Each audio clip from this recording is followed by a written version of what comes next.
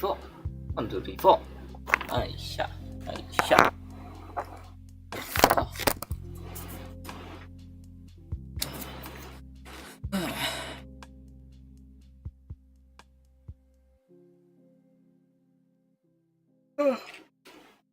うん。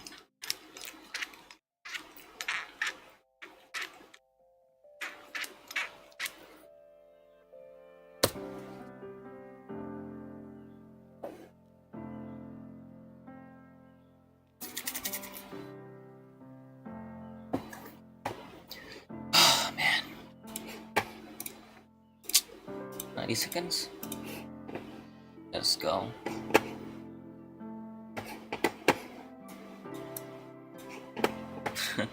Every single day I wake up, the world seems to be getting worse. But oh well. All we can do is take it one day at a time.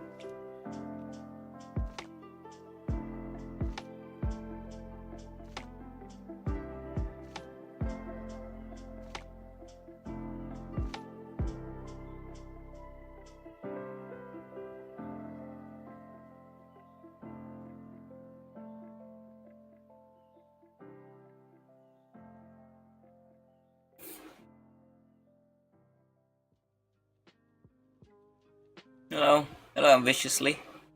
Oh, and hello, Wendy. Welcome to the stream.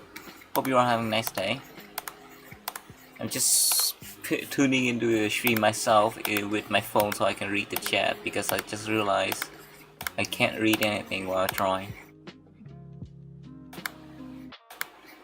Sorry that I'm a bit late today. I spent the whole yesterday binging Jujutsu Kaisen Season 1.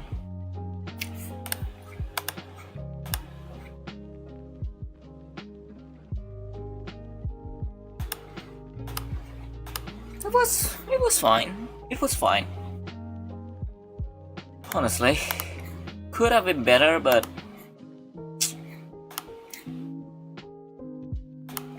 the main protagonist have like growth a little bit too fast.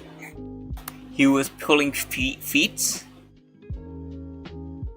He was pulling feet out of his ass on like every single episodes.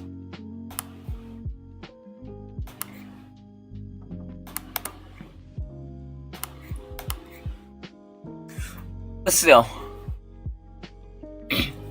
I don't know if I'm gonna watch season 2 soon, or I'm gonna wait until season 3 to be finished, then I'm gonna binge all of them.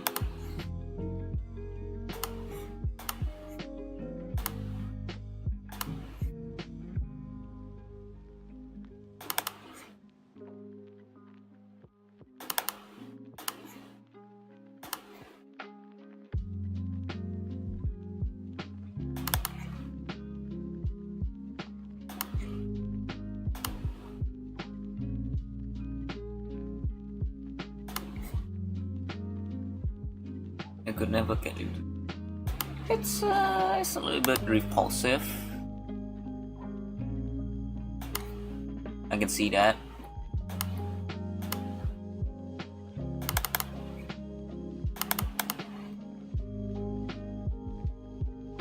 MC viewers, possibly like some random tuning in or something. I don't know. We are doing the prompt today, so. And then there's the monthly prompt. God damn, it's already end of a month already.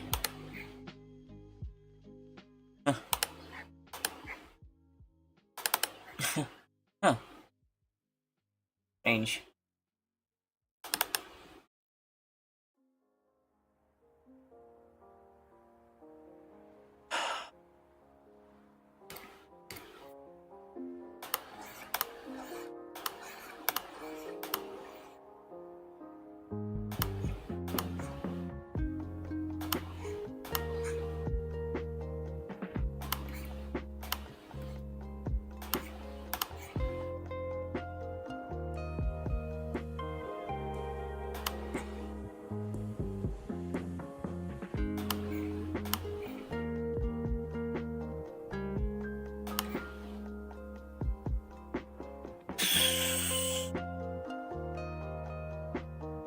wow.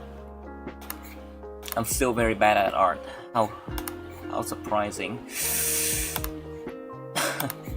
Y'all can get gestures, right? You know, I've been doing this.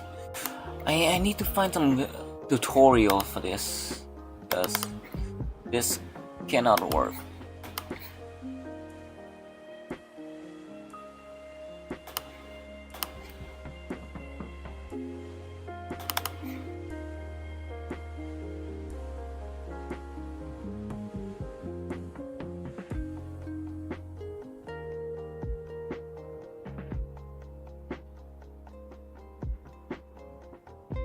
Always your own worst critics.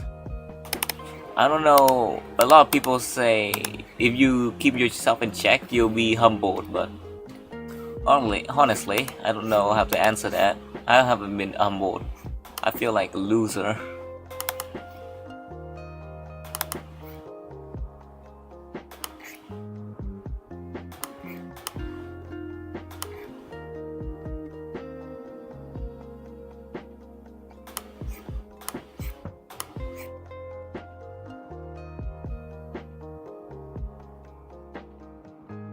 That's not keeping me.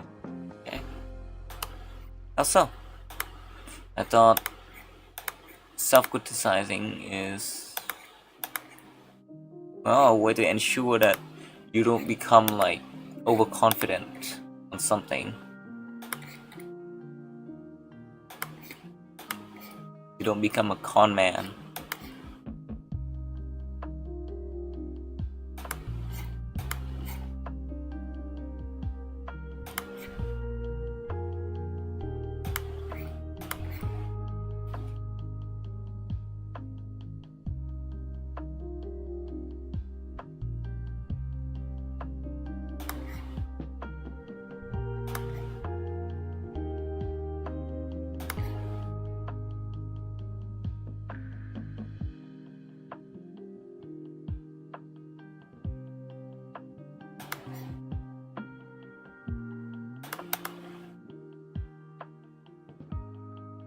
Is it? 5 poses. Let's just switch to 180.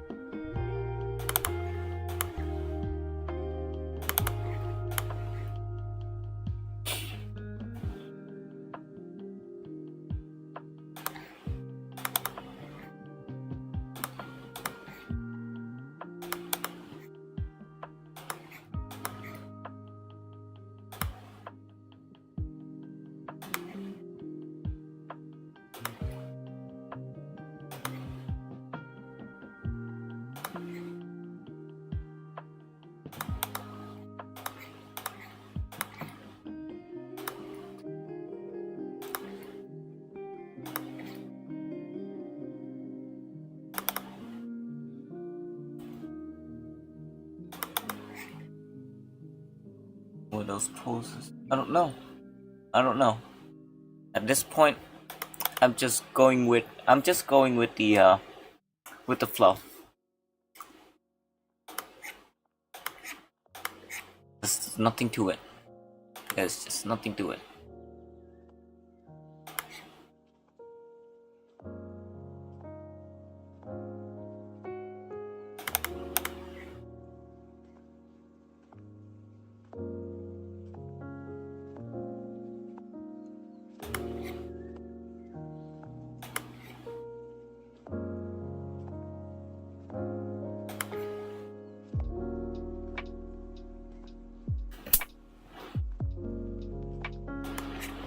This looks like a round back kick though.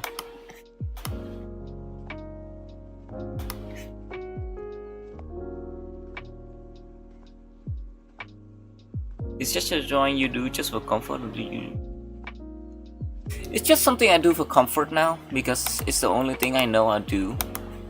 If you put me on a blank canvas and tell me to draw something, I would freeze. Gesture give me something to draw, and then during that time I can think of something while drawing. Like these poses give me inspiration, not inspiration, ideas on what I should do instead of my imagination telling me let's go do something. It's something I do for comforts nowadays instead of improvements.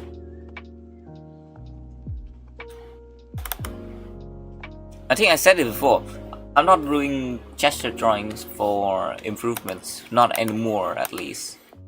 It's more of confidence building and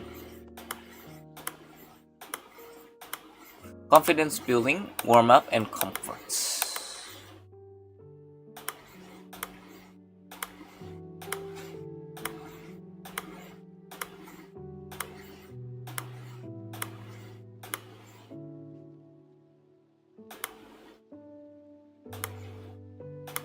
They're good warm-ups, but honestly,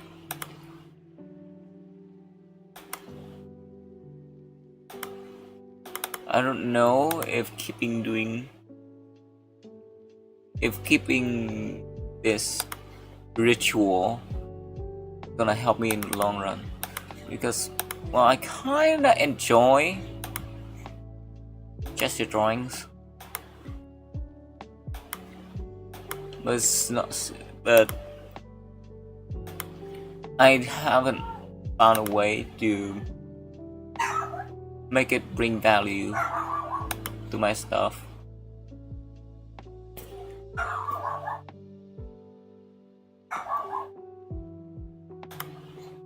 Like, it's not making my lines any flowier. It's not. Wow. How do I say this? It's just me figure things out at this point. Just like I always did. Just like how I always do. It's gone from something like a 16 years old to something like a 19 years old. What? No, it's just.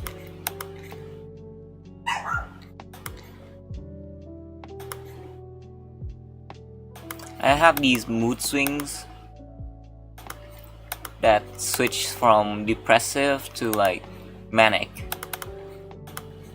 When I'm in those manic states, that's when I start ranting about random shit. But when I'm in these like depressive states, I can't really think of anything.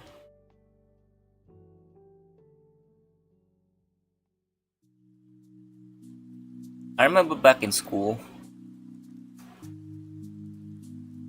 the period.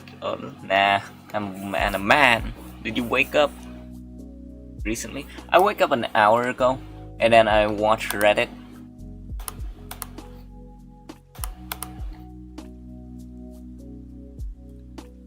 Wasn't good.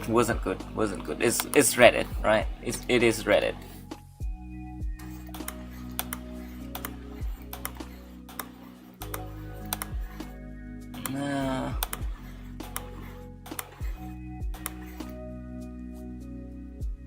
I never sleep. Thought I see today were 2 for free sleep.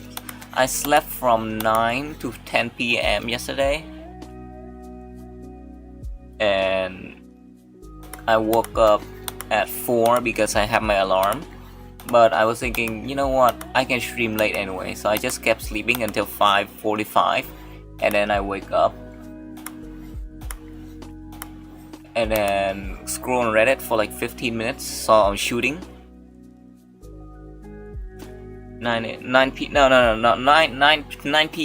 Around 9 p.m. and 10 p.m. I slept yesterday, and I wake up at 4, and then sleep again. Wake up at 5, and then go on Reddit for 15. Saw a shooting. Close Reddit. open the laptop and just start streaming.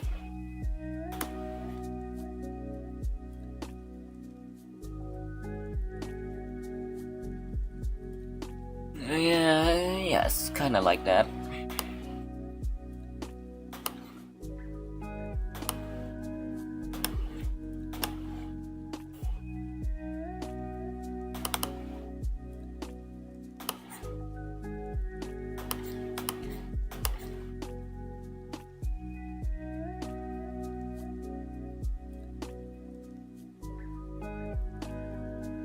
The Minneapolis thing, yeah.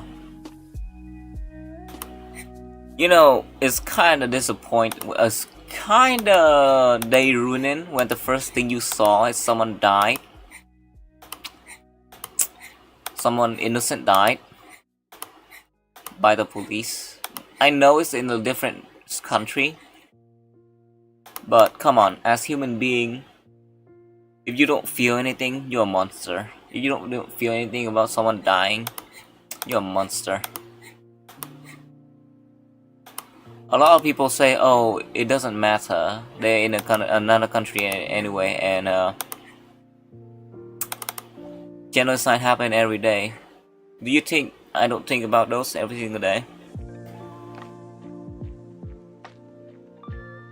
Do you think, does that make it any better that we don't know them?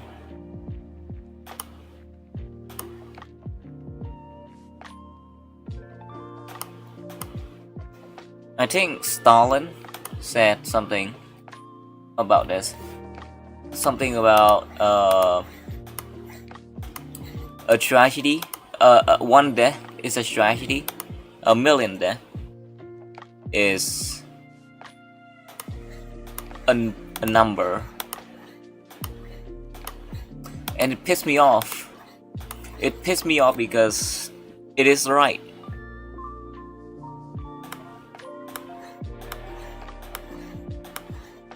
It is right. A statistic, yeah, a statistic. He's not wrong. That's a problem. He's absolutely right, and it pissed me the fuck off.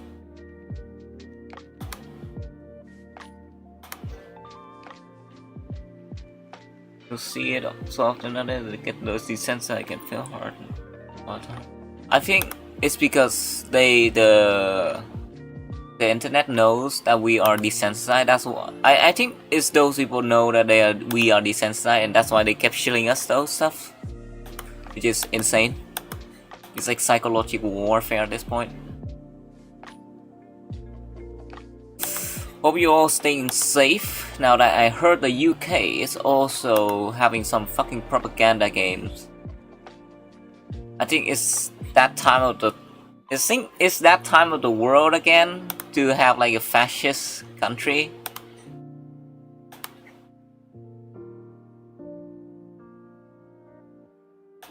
And then have to go for like World War III or something. Too bad.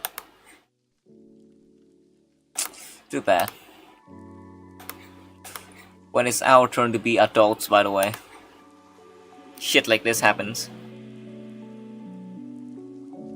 Even look at the news, just pure chaos. I mean, they work like how social media works. They get engagement. People watch the news. You get clicks, well not clicks. They get views from older people. They get views from a lot of people. That's how news always have worked. That's how news will always be. I stopped watching the news because I know it's just bullshit in there. But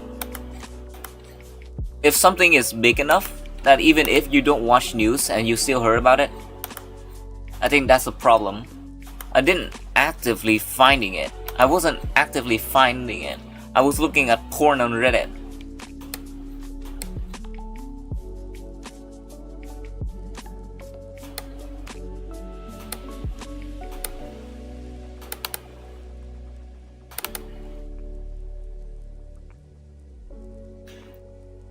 I think sometimes things need to traumatize you. Bill's character, something like that.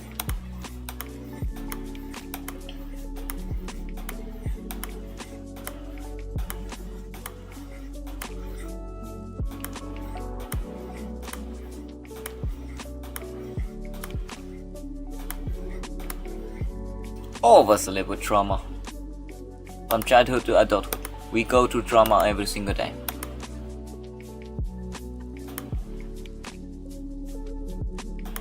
Hello, Zaki. Welcome to the stream. Hope you are having a nice day.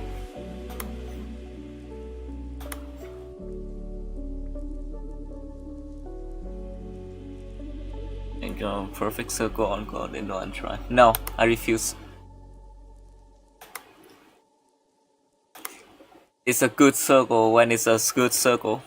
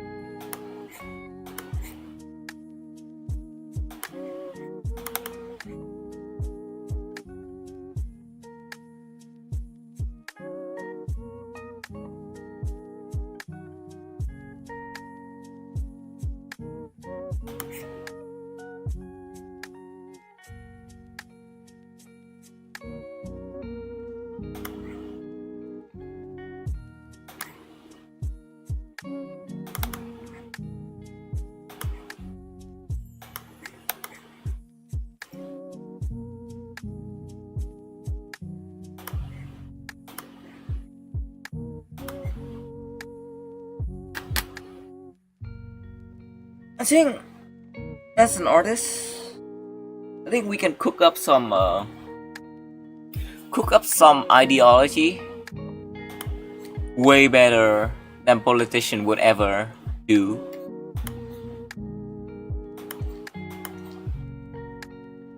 We just need to have like a strong world building skill, which I'm pretty sure they don't have.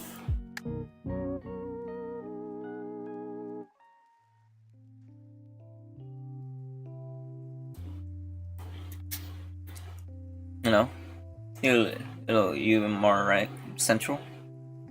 Welcome to the stream. We're done with 180. Let's switch up to 300 seconds. Now this is when things get really hard. So hard, in fact. I'm gonna use another brush. I'm not an artist.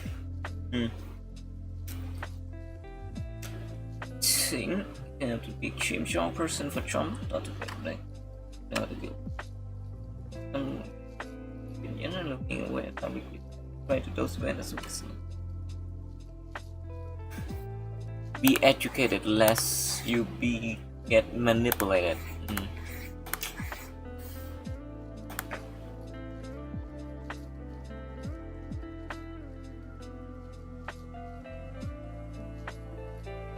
Sometimes learn it, but drama finds no damage by definition. I think there's a movie called Don't Look Up, and it's talk about how people just try, how the media is trying to like making you stop looking at the fucking thing that is going to kill them all or something. I don't know. I've never watched that movie, but.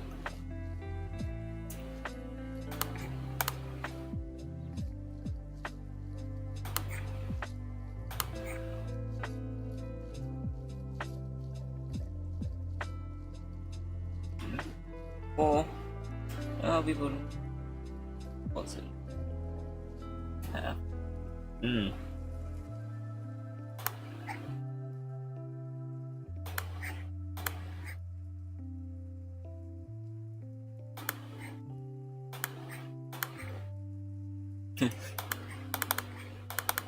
don't know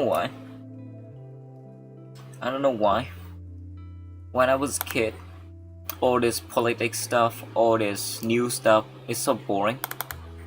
But now, when I'm starting to become an adult, I don't know why is it so engaging. I used to hate the news. Black humor. I used to hate the news. A while back, while I was in a VC with one of my friends, he asked me, "Hey, do you want to watch something while we do something?" We were like watching a YouTube video, something, while we eating or something, or doing something. And then I said, "You know what? Nah, maybe let's see what's new." And at that point, I just realized, wait, aren't we just becoming our parents? Isn't that's why they often just watch the news? And then both of us like got an epiphany. We are becoming our parents. Keep watching the news, even though it's boring. Because yes, it is addicting. I don't know what happened. I don't know what happened during my time. I just like spawned in as an adult and then just started watching the news for some reason. I hate it. I hate the fact that I'm engaged now. I just want to watch some gaming documentary or like science documentary that I will surely forget 5 minutes later after watching. Now it's already depressing. But I don't blame the news. I just blame the people who caused the news in the first place.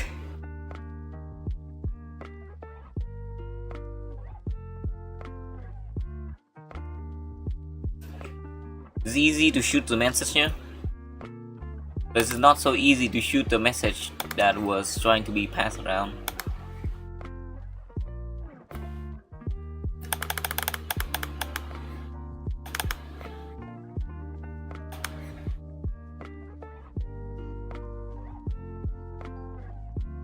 Not all damage is equal. Take less extreme example, exercise injury when become beneficial. In contact with this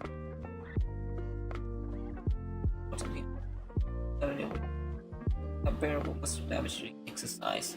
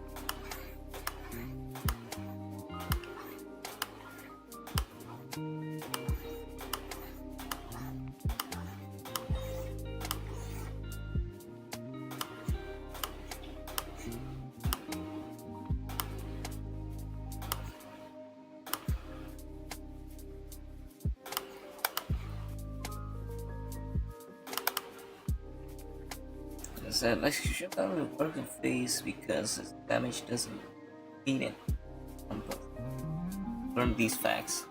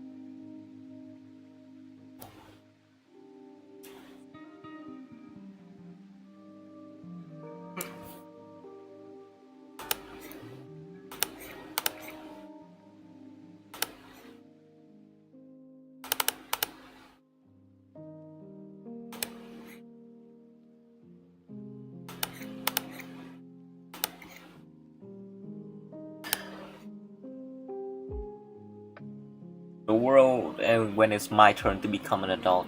Insane.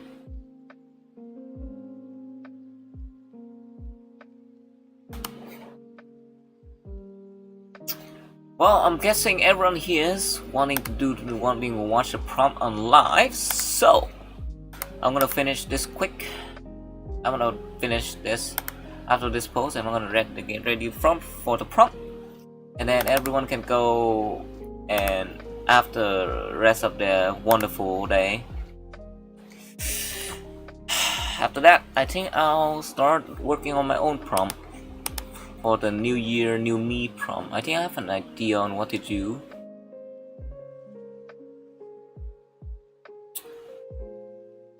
Wonderful day. Hope you all don't have like a day ruining news like what I did. Don't go on Reddit. Unless you're prepared. But honestly, just don't use Reddit. Use everything else. Just use something else. Don't use Reddit. Filled with propagandists, filled with incels, bigotries, misogynistic, idealization, and overall just a bad place overall. Sometimes I have to use Reddit because there are some places I need to watch. But yeah, other than that, man. My pen is small. Oh, congratulations! That you don't need to buy a new pen anymore. Not worst case scenario.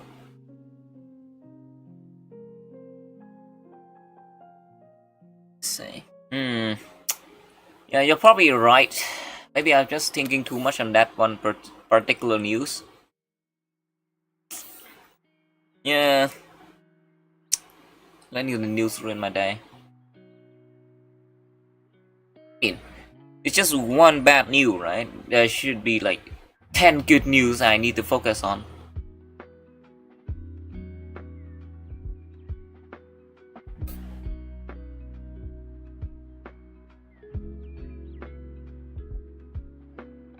Tangent. Yeah.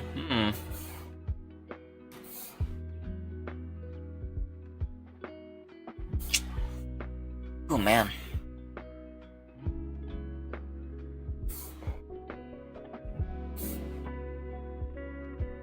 Wrong brush. Yeah.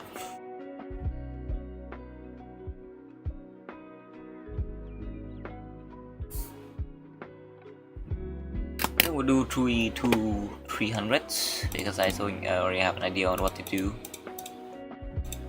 That's it for comfort. Now, let us arrange this.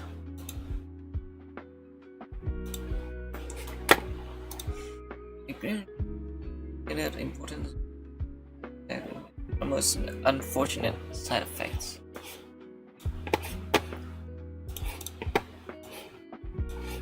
Learning from consequences have its downsides and pros and cons.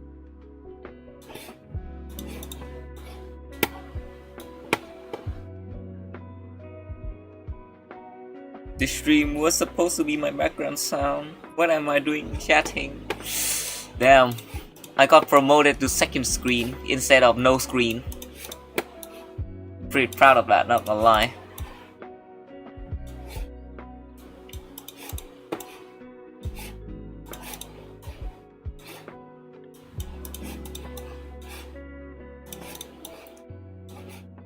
Oh, we need to rearrange this.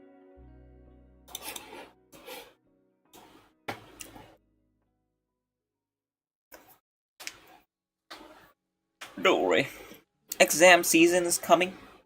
I know. Even though I don't go to school anymore. Overall, keep up the hard work. If you keep going, you'll be in a place better than who you are now. Hopefully. If the world doesn't end.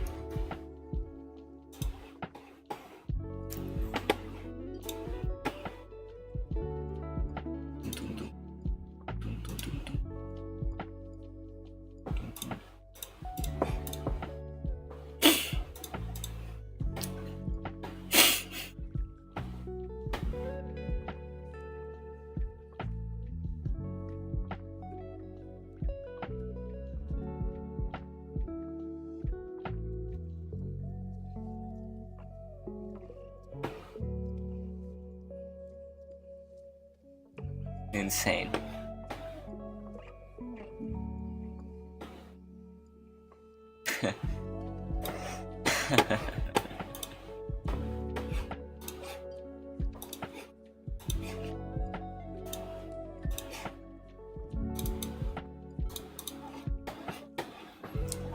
Not 27.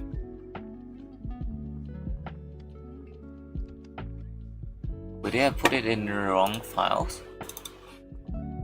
27, 27, 29, 25. Wait, what? Oh wait, I haven't saved it yet.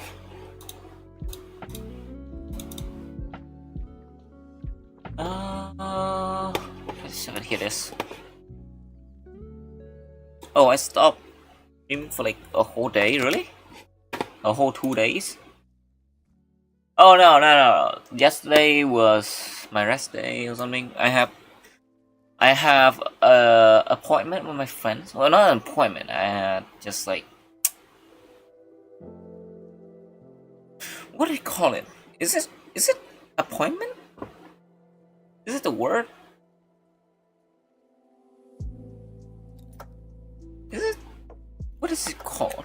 What is like the synonym to appointment?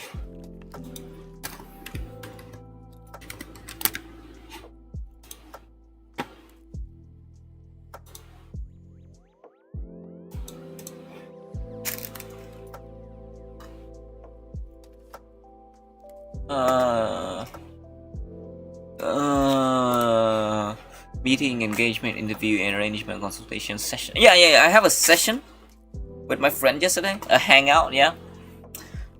Not date. Not date. Yeah, I had a session / hangout with my friends yesterday.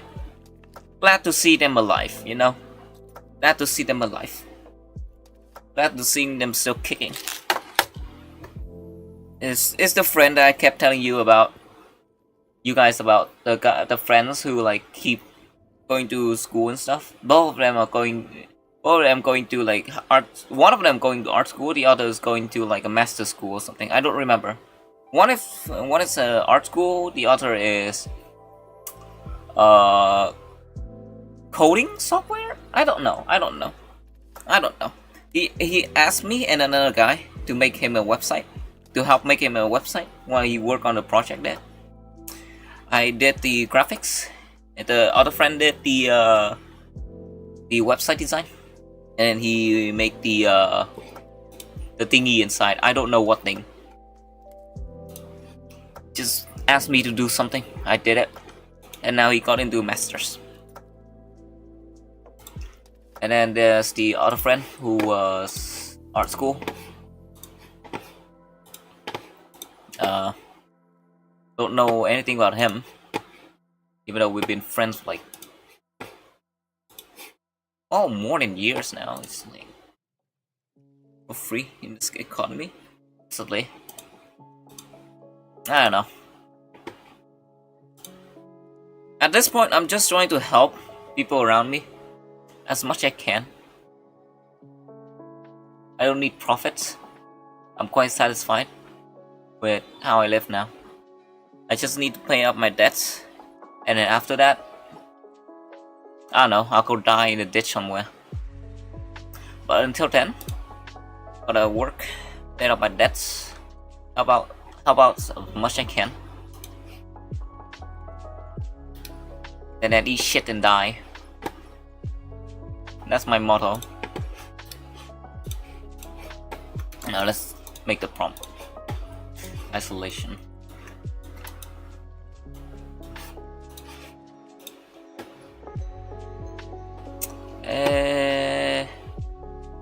Alright, prompt showcase. Not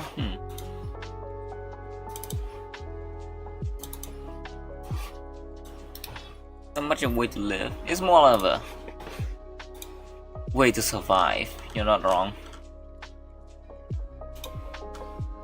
Oh, we got MKV. Oh, it's a MKV. I can't use MKV. Well, MKV is a file for the Fuck, what's the word?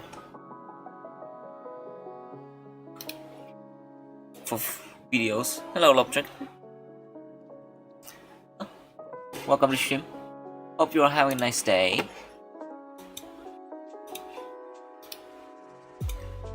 I'm dying in a ditch to survive either way. Okay.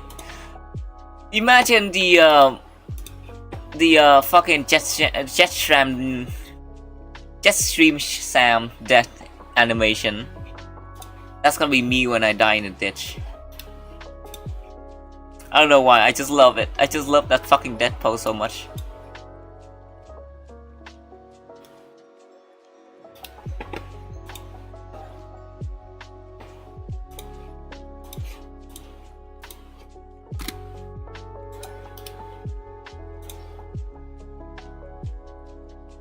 Matroska.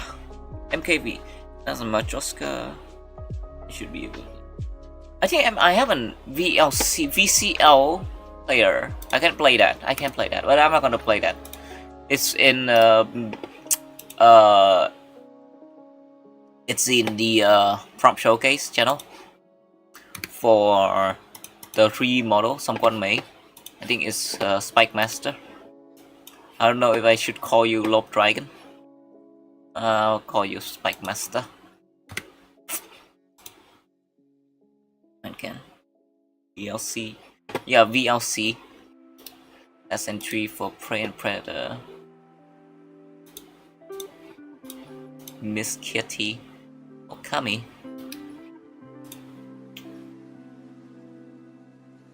And then this is Blue Monster. 2 prompt. Not bad. Not bad at all. Ado ND. Traditional. And last off, Zaki. Lovely. Lovely. Oh man. Calling me Spike Master. It's making the codec? Possibly. I'm not gonna play it. Because I already have the image.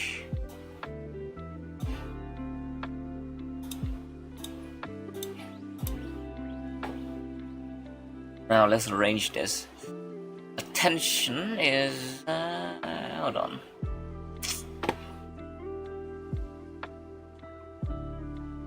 Ooh. We even got claymation. From showcase, this is Zaki is in last. This is first because this is last week's prompt, which is Predator and Prey.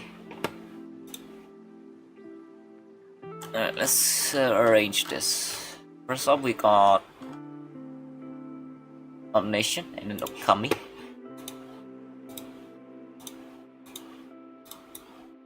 And then after that, we got Kira.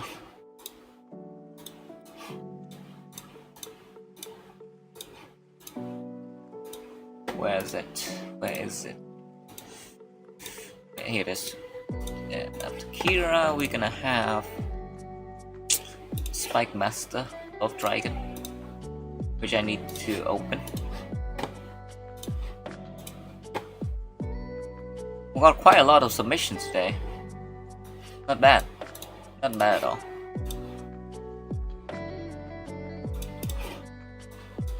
Everyone is enjoying this.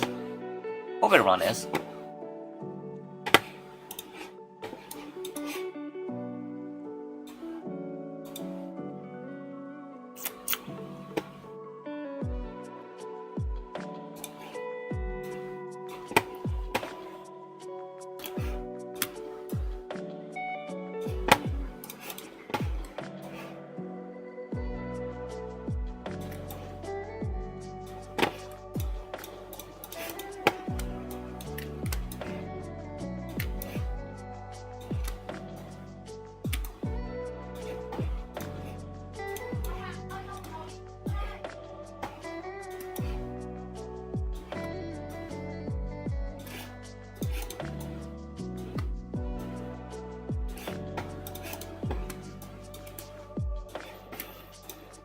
Very good.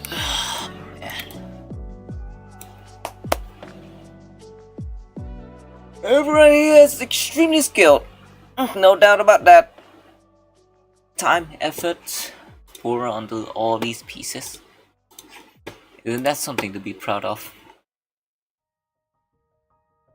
After that, we got Blue Monster, and then Ado Andy, and then that should be the last. Yeah. I don't know why. You look at this. This look a little freaky a little bit. A fairy.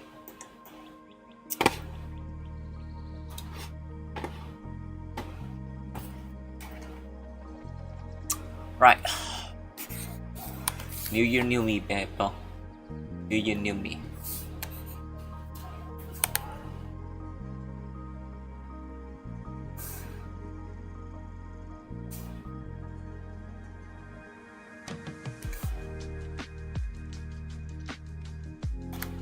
I think after the stream session, I need to go out.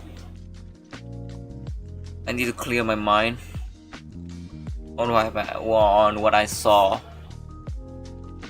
on Reddit. God damn, I can't even spell it right.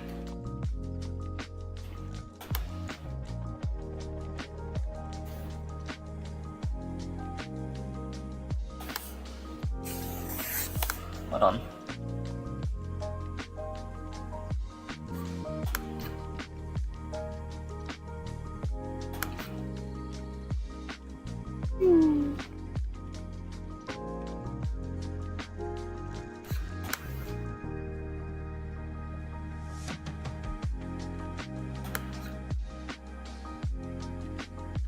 There's so much more for me to learn on art. So much more. I can't even see that, hold on.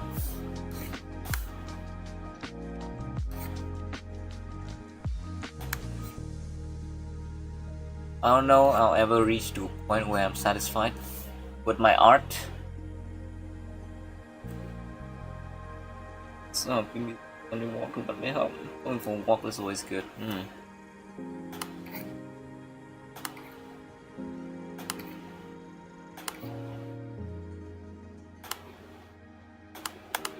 I just hate the fact that everyone nowadays is just so desensitized. Back when I was a kid or like a teenager, I thought being desensitized to like gore and violence is a good thing. Now I realize it just made me a terrible person. I stopped feeling empathy for like a good while, until one of my friends just told me how much of a fucking asshole I was.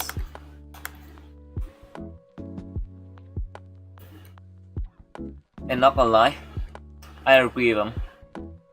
I definitely agree with him. I stepped out of line, and I got punished for it.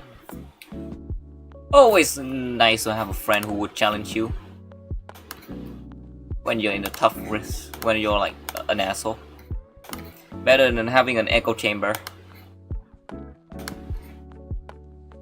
Sure, it's not pleasant, but honestly,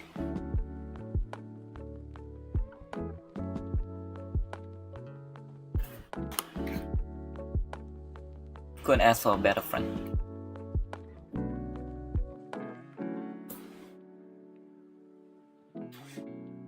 Okay. Shit. I might go eat something.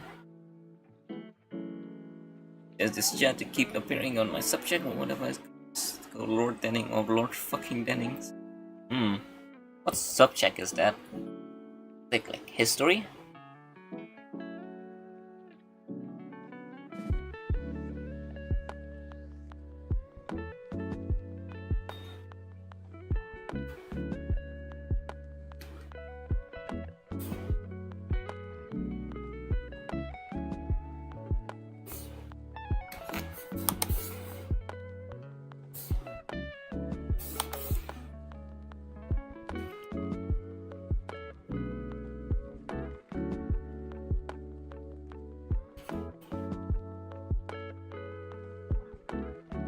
Contract law.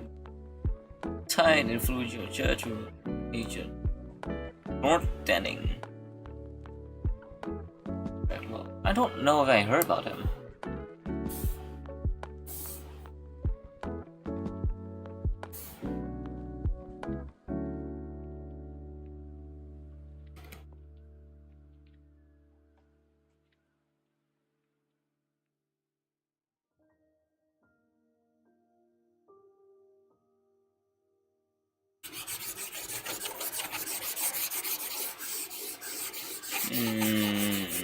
What background would work?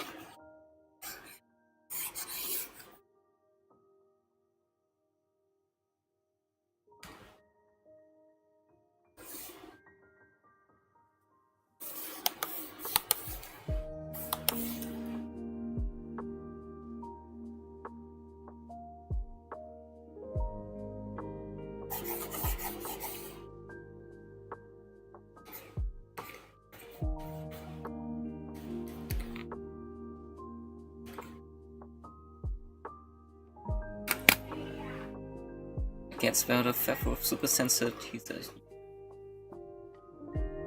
something cold and like violence. Violet. You're not wrong. Let me try. Let me try with Violet.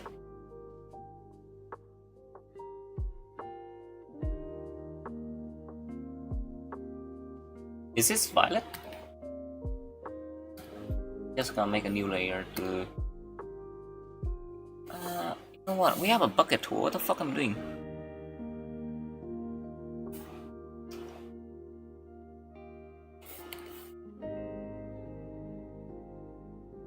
Nah, it doesn't hit as well as red. Yep, isolation.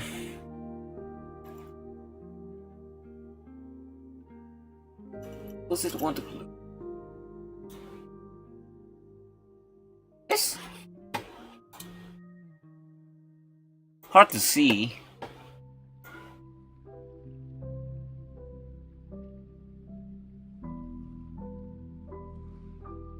Am I tripping? Yeah, or is there like a little bit of pink everywhere?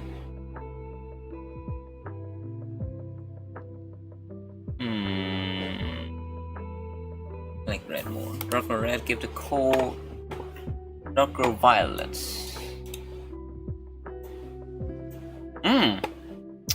Oh.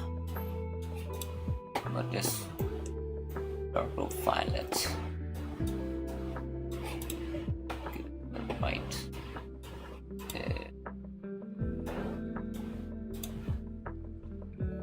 Oh, desaturated.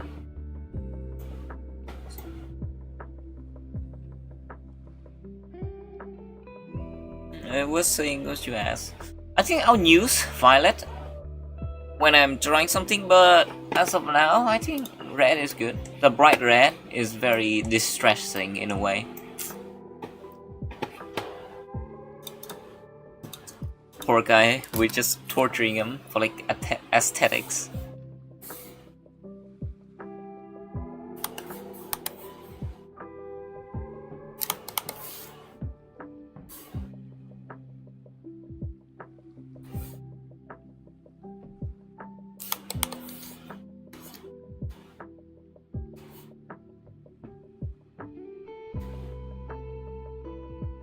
How different you go. Relative of the center, black above. Also the triangle rotated.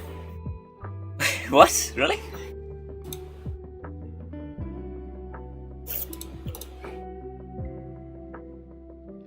I don't know, I thought everyone have their own like color wheel, right? Everything have their own color wheel. I'm just trying to figure out my own.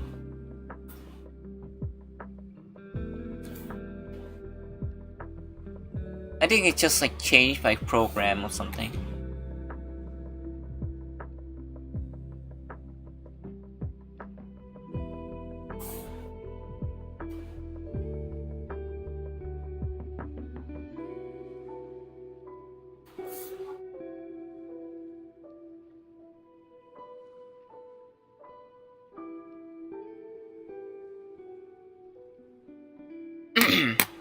Hold on, I need the script.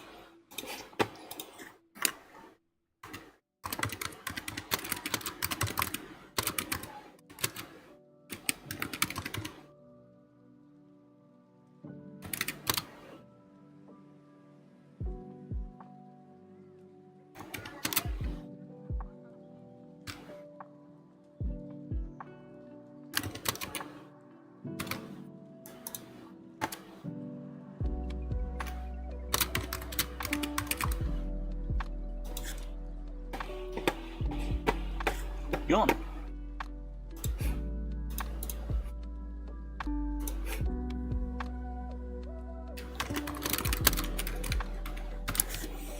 Alright, we got everything set.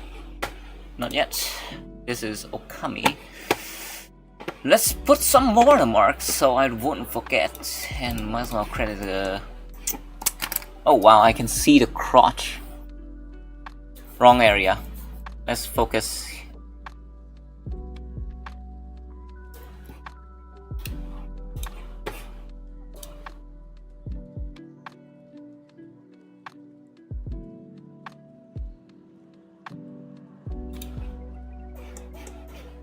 That make more sense. No, why?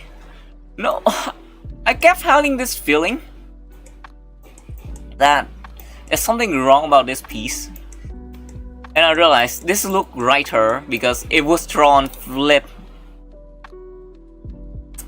Insane. Yeah, we can see the Okami here. Wow. No way. Well, I'm gonna use Okami here. I can't read that why it's flip and reverse, so let's use white. Okami. Woof. It's me. Well, not me per se. This is mine.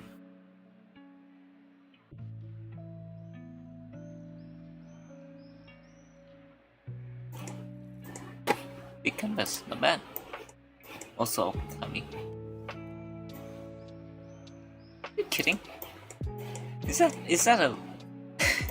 Oh my god, is that just lip lyrics of a song? That's actually very smart. That is brilliant.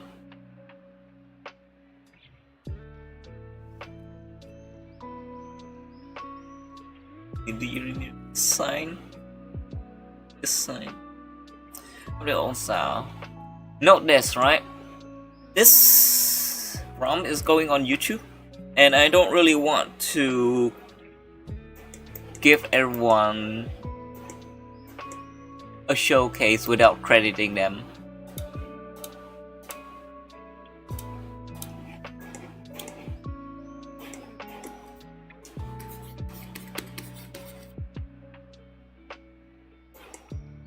And besides, have you talked to a streamer?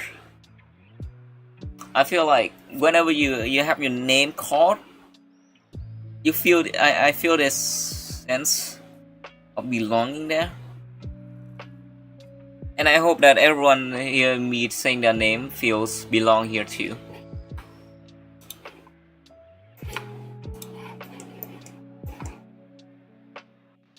There's a sense of belonging for me. Bike Master.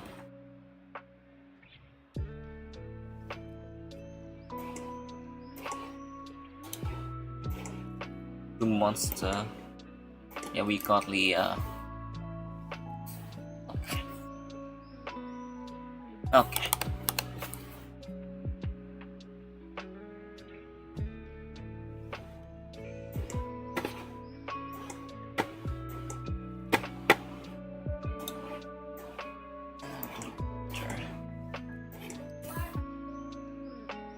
I can't read that.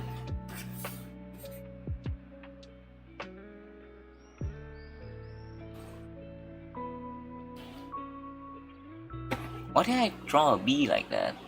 Wait. What? What? That's beautiful. What? No way. Did I write that? Well, I can't replicate it now. God damn. It looks so beautiful. What? Are you kidding? Look like a butterfly. God damn it. God damn it.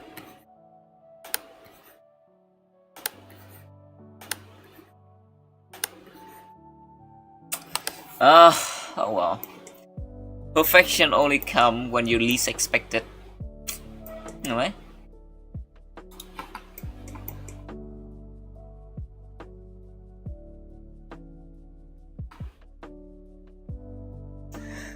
And I forgot something. So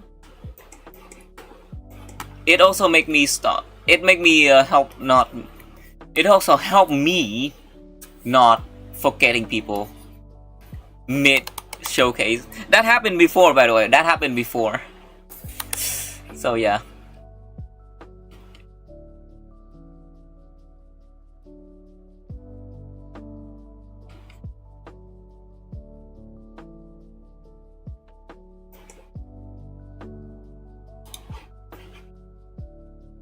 Oh, watermark here? Oh, that's rare.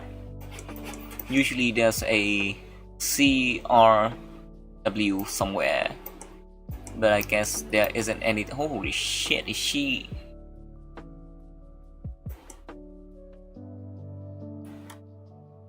The fuck? Oh damn. Oh wow, this is very vibrant and trippy.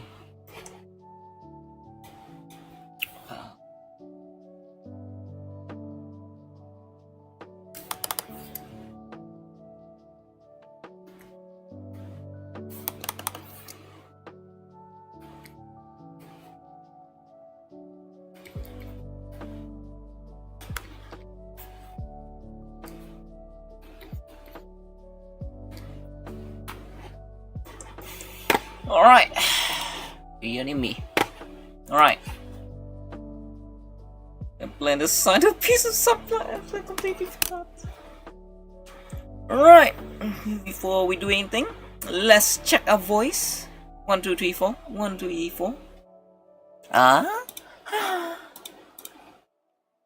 Konnichiwa wa konnichiwa minasan. Watashi wa Yon-san desu. Or something like that.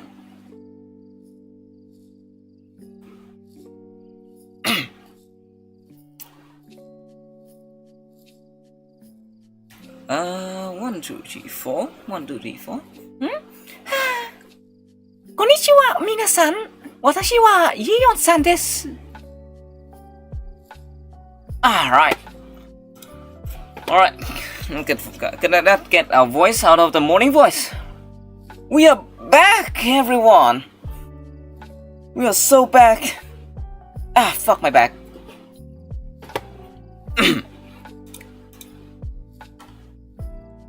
Alright. That got me out of my morning voice. Less deep. More annoying. Yeah. We got 1, 2, 3, 4, 5, 6, 7, 8, 9, 10. Oh. Including 2 people who sent 2 prompts. Not bad at all. Alright.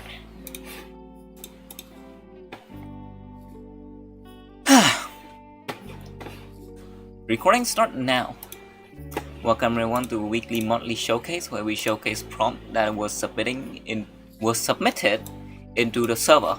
Last week the prompt was isolation, and this is the post. I know it's very dark, but I'm glad that we also have 10 people, well, 10 submissions. Some people who send multiple submissions, and that's okay. Now, if you want to join and want to have your art showcase in the server, in the channel, do join the Discord server below and do have fun inside. Now, first off, before we go into the isolation prompt, we have first thing in the morning. Well, first thing first, the late prompt by Okami for the Predator and Prey. As you can see, this is a very nice piece, not gonna lie. The lighting is good, the glowing effect is good, and the pose and the way they use the colors is very, how to say this, contrasting. We have very bright in this area, and then it's very dark in this area. So dark, in fact, that I also have to use a white marker for this. Yeah, overall, it's very nice. I love the fact that you make this so flat. I know it's obvious for some, but it took me a while to think, no way he just draw someone while flip. No, he just bam, he just drew it like this, and then flip it. That's not the flip. And then just flip it. Boop. Like that. It works. It looks interesting. It looks unique. I like the embers in the background. These embers looks like they're glowing, and I feel like, I feel like they put a lot of time adding these small glowing effects to give it more of a effect, and I really love the fact that they also have their own a little reflection on her skin here. Oh, I can see it clearly now. There's a little bit of lighting here, like on the abdomen. Very good, very good. Love it. Love the furry art. If this is what furries are paying for, I'm guessing that they are getting their money's worth. And to be fair, this must have taken a lot of time. A lot of time. And yeah. Overall, very good Tiger Girl. And thank you Okami for submitting on the late prompt. I'm glad that you didn't half-ass it and finish it all the way. Unlike me. Anyway, next up is when we start going to the isolation prompt, and first off is always gonna be mine. As you can see, yeah, the line art could use a little bit work. The background is simple, the chair is, well, the chair, more like a couch. Honestly, I just drew this because I want to make a story, but it turns out not that good. The hair could use a little bit of work, but overall, what I'm proud about is the fact that I was able to draw this. And yeah. On why I'm making this? I don't know. I saw isolation and I just think, damn, isolation? That's what everyone's going through all day. And when I think of everyone going through, I just can't stop thinking about those times where I read how people tell that they always feel isolated when they are children because of their neglectful parents. And thinking that, I couldn't stop myself thinking about this. Yeah, I want to make my art to tell a story, and I'm pretty sure this already tell a very good story. Very good, very good. Overall, it's not the art that matters, but the message behind it for me. Sometimes it doesn't need to be having any meaning, but yeah, this works. Anyway, not bad. Could use a bit more work, and that's what improvements are for. Now, let's get to the real prompt, which is first up. This is by Omnation. Funny enough, before the last...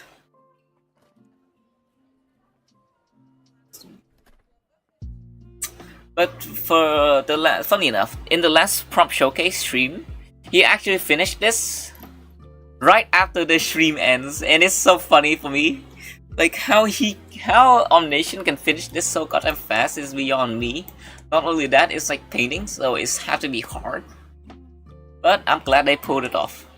I'm glad he pulled it off. No. About the piece, I love the fact that you use painting instead of line this time. It's fast, it's efficient, it looks very hard, and I can see that you've been struggling with some of these lines. Like the spear, it have a little bit gap here and there. Happy little accidents. Right after the stream ends, by the way. So you gotta give him some slack. It's insane. It's insane how fast he is. He might be the fastest guy so far in the prompt showcase. Now, it reminds me of Tarzan. It does give you like a wilderness isolation vibe. Maybe she's like a tribe woman who's surviving in like the jungle for like years and years, isolated. Overall, I think the piece do tell a story of her. She was able to like survive until this experience. From what I'm seeing, this is a very good piece. I love the fact that the sun have a little bit of glow. I don't know how to replicate that.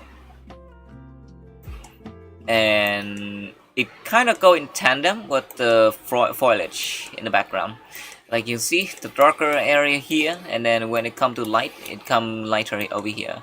I love the fact that I think she's on trees or something. She's stepping on some branch, so we only see like green because that's green. But there are also like different shades of green. 50 shades of green. Insane. 50 shades of green. The colors are nice. It is nice. It is pleasing to look at, and look like they are improving in their painting work. Not bad. Not bad at all. Overall, thank you Omnation for submitting, and I look forward to see more of your prompt in the future. Possibly not. Please don't finish this so fast anymore. It makes all of us feel so, well, make me feel slow in comparison. But jokes aside, this is a very good piece. 67 shade of green.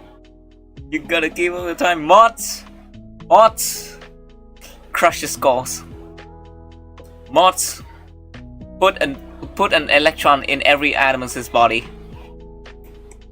Anyway, next up we have another piece by Okami. This is a comic strip from the look of it. I'm not gonna read the words in the background because from what they're saying, it's a lyric to a song. And besides, it's in reverse. So, overall, this is a very nice piece. I love the fact that they use this dot brush for like the shadings, and it works. It looks very intimidating. This guy, I love the fucking eyes too, dripping blood, crying out blood. Now, what I like to see is how they got the fragmentation on the panels to suit the panels itself. It looks very nice. And you can see that these pieces also link up with the panels, which I don't know how you could do that. Like how this pose, this nose is fragmented, and this like continuation of it. Very nice. That is lovely. The neck too. It is clean. It is good. Is he naked? Oh god. I hope we don't get. I don't hope we don't get banned for this. We don't get banned from looking at this majestic man. Now, I love the fact that you got the hair and the fur on this guy to like looking like hair without any like outlines, and you can see a little bit of color. Oh, I can't use this outline. You can see a little bit of different colors on the outlines. I don't know how you can replicate that, but it looks very astonishing.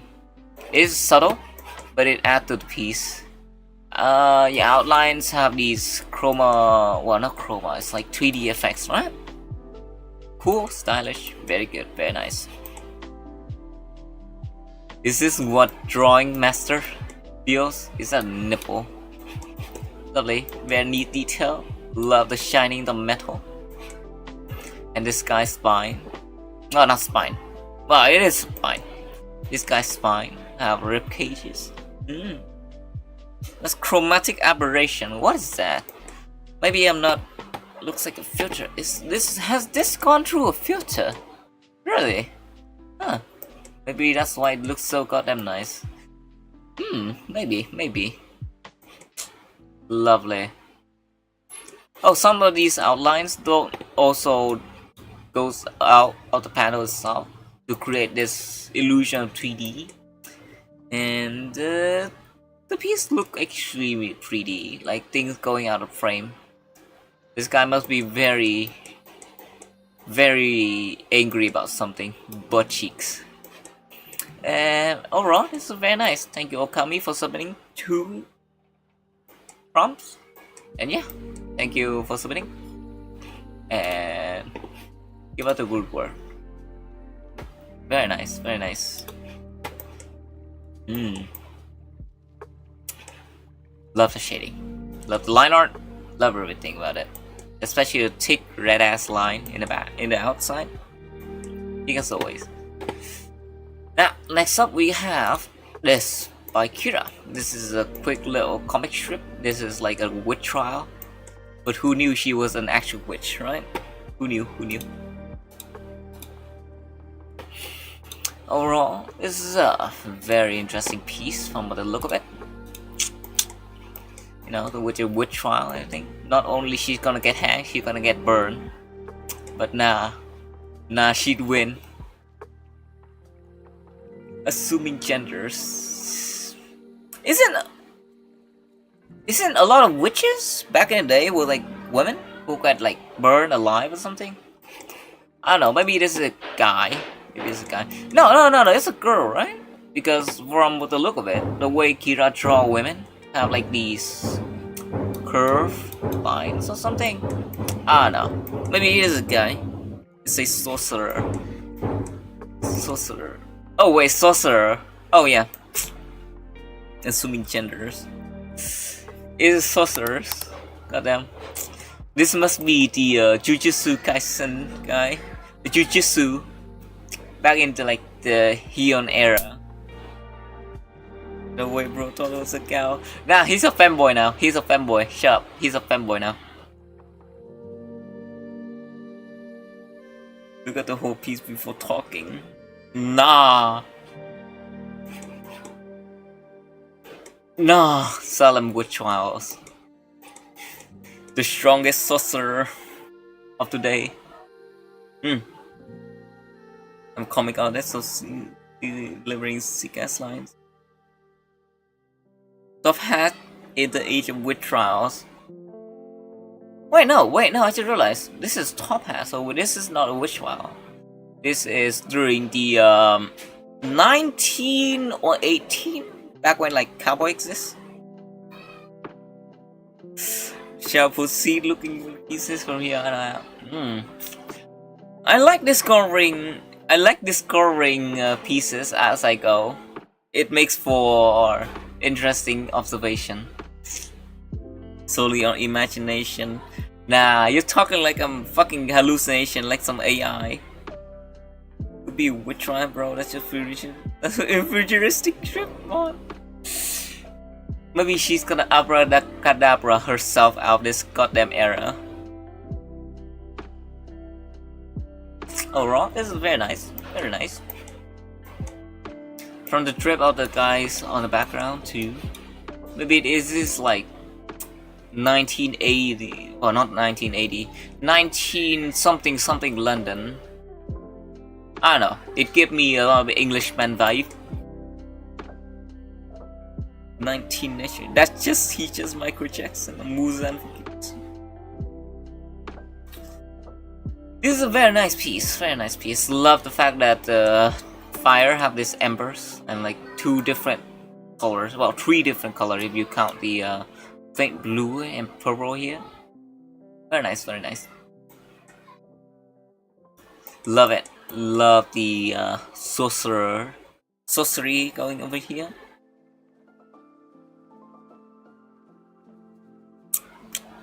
Overall, not bad. Not bad. Love how the simple the background guys are. It's like the fucking comic ran out of budget. So they just like, you know what? Yeah, let's just like make a placeholder, like make a magnet combat placeholder or something. It glows. Love the glowing effects here. I don't know how to make it, but damn. It really adds to the piece, and yeah. Thank you Kira for submitting. And I hope that you continue making these peak comics. And yeah, thank you for submitting. And yeah, I look forward to see more of your pieces in the future. But first, I have to do something.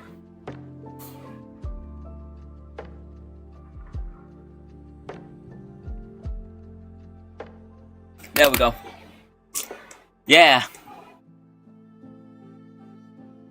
Overall, very nice piece. Yeah, thank you, Kira, for submitting. Look forward to see you more future. Next up, we have this submissions by Spike Master. Now it's very hard to see, but This is a 3D model of something. It's like half bear, half something. Maybe. Oh shit! It is. It looks very cute. It looks very cute some way. Call me William Afton because I'm about to put some kids into this animatronics. Moody, very nice. For isolation Pro, I can say that this is very nice. Dark, grimy, chromatic I can't use that. Chromatic aberration. This looks like a boss where you see when you're fighting, or this is like a horror mascot. Horror mascot inside a horror game. Maybe a FNAF style. I don't know.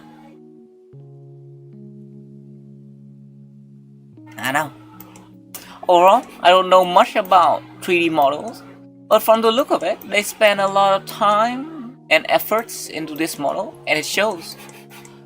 Now, I don't see a lot of things because it's dark as hell, but I can see that this thing has segmented legs, piece of armor here and there, and love the fact that the eyes look just add a little bit and add a little bit of emotion. Just bored. Just a bored emotion. It is dark. I can't see shit. It is dark. Oh god. It would be nice to have a 3D view of the model itself, but I don't have Blender. No, I'm planning to use Blender anytime soon. So no, it's great. It's great. It suits the isolation prompt. Sometimes it is better to leave something unknown because it creates this fear of the unknown vibe. And for me, in my opinion, this prompt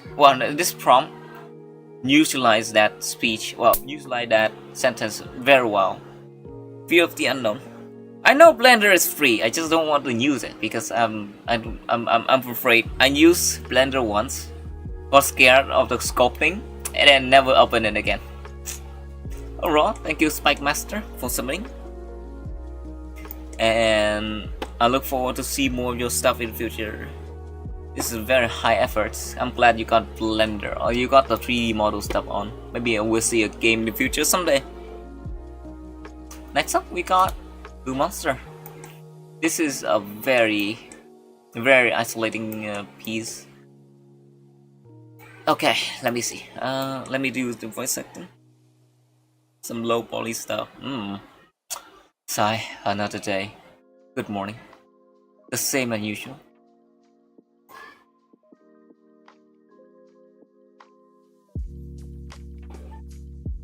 Wait. Sigh, another day. Good morning. How are you? The same as usual. Same. What are you doing today? Same as usual. Yeah. Same. It's hard. You know what this give me? This give me the Manhattan Man vibe from like that one Watchmen comic. And I can't say for sure, but maybe it took a little bit of inspiration there. From the look of it, this look, not gonna lie, I can relate to this. The Dr. Manhattan, yeah. The Dr. Manhattan vibe. Like he went to the moon and he sat isolating. This gave me that vibe. Just like contemplating life and then just sitting alone.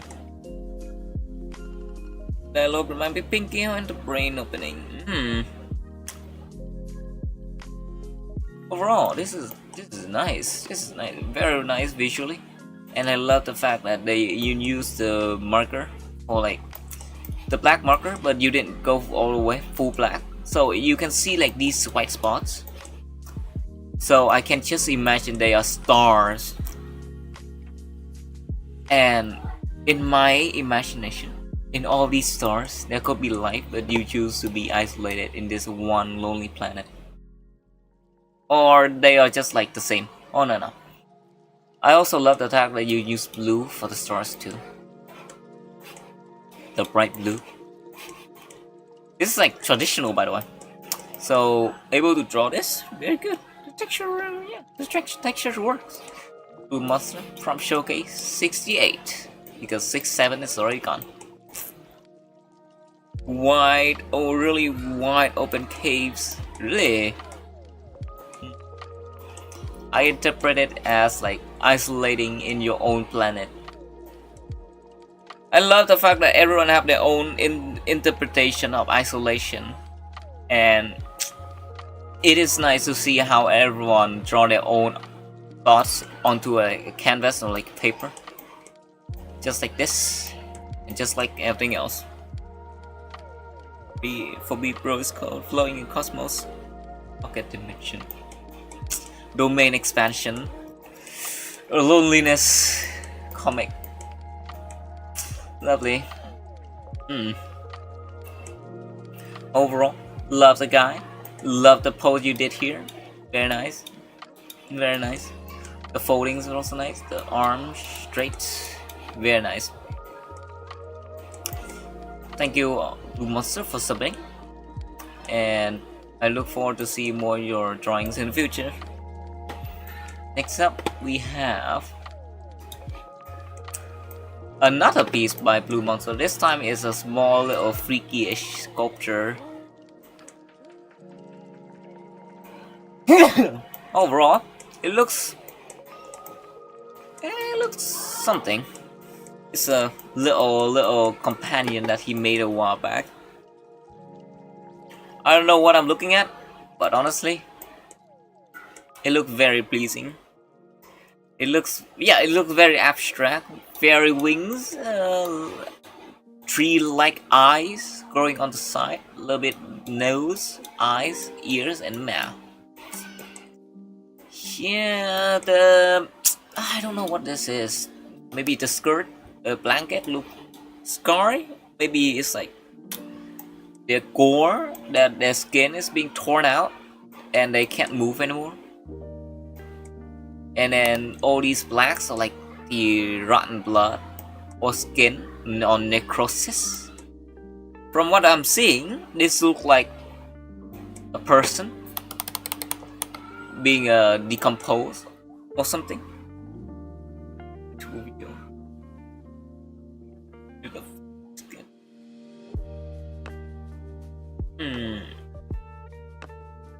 Alright, this is very abstract. Love the way that you use, well, everything you have for this little companion. Tree horn, fairy wings, and then a little bit of fabric, colors. Very nice, very nice.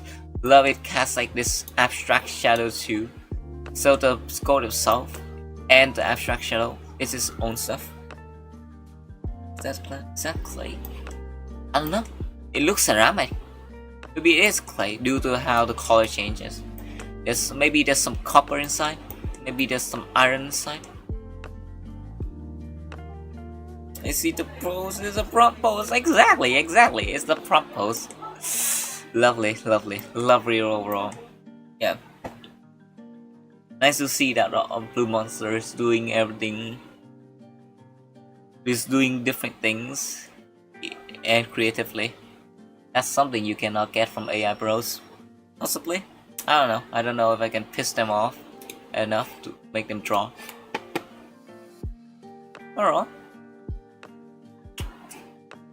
Overall. Thank you, Blue Monster, for submitting. And I look forward to see more of your sculptures or whatever this is. Little companions in the future. Yeah. Now, real lighting. Yeah, you're right. You can see how lighting works from the lights. There's a little line here, and then how it just bounce back and bounce back in. Lovely. Alright, now next up we got a traditional art more from Ado&D. This is Isolation. As you can see, this is traditional. I don't know. Maybe this is like drawn on a from what I'm seeing. This is drawing on a canvas with watercolor. What not canvas? Like, wait, no, it is. Is it paper? It looks very great. It is very great. Watercolor. This is. I love the fact that his style also being translated in traditional sense too. The colors are nice. Watercolors is hard to master, but from the look of it, you got it. Wow, you got it extremely well. Exactly. How is Healy able to be good in digital and traditional? Bristol board. I don't know what that is, but very cool. Very cool. Lovely. Love the way that color harmonize in some area, especially here. And then some trees also harmonize. Create this isolating, hopeless feelings. But sometimes they separate like this. You can see where headband and where the white is. More original work. I feel like, in a sense, traditional work always looks realer, well, richer than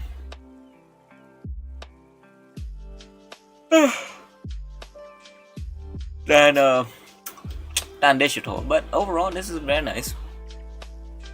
Very loose.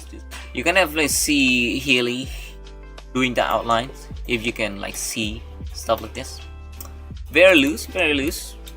I think they use a ballpoint pen or something, like some kind of pen. Very loose, very rough, but kinda sad to realize that once you draw something, you can't really erase it, so you gotta stick with it.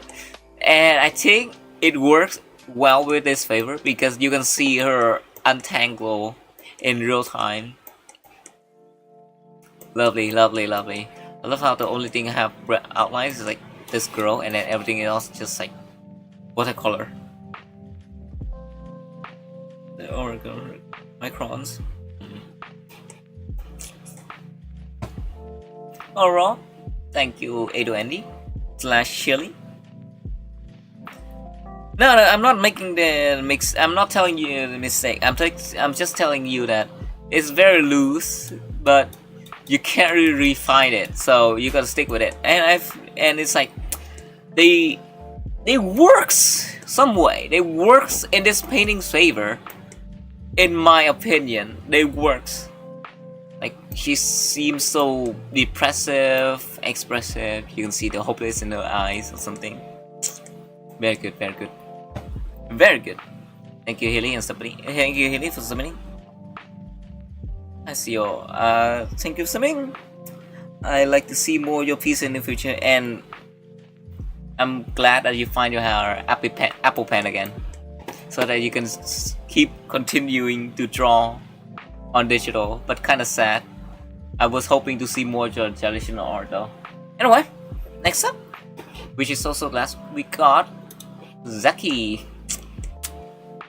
This look trippy. This look trippy, not gonna lie. Love the little color of the rainbow here and there. This takes a lot of time, not gonna lie. Holy shit. I have no idea what I'm looking at. This is like some kind of soul thingy. Maybe this is like a classroom filled with children with the powers to see the soul. And oh wow, what is that? What's that? Van Gogh.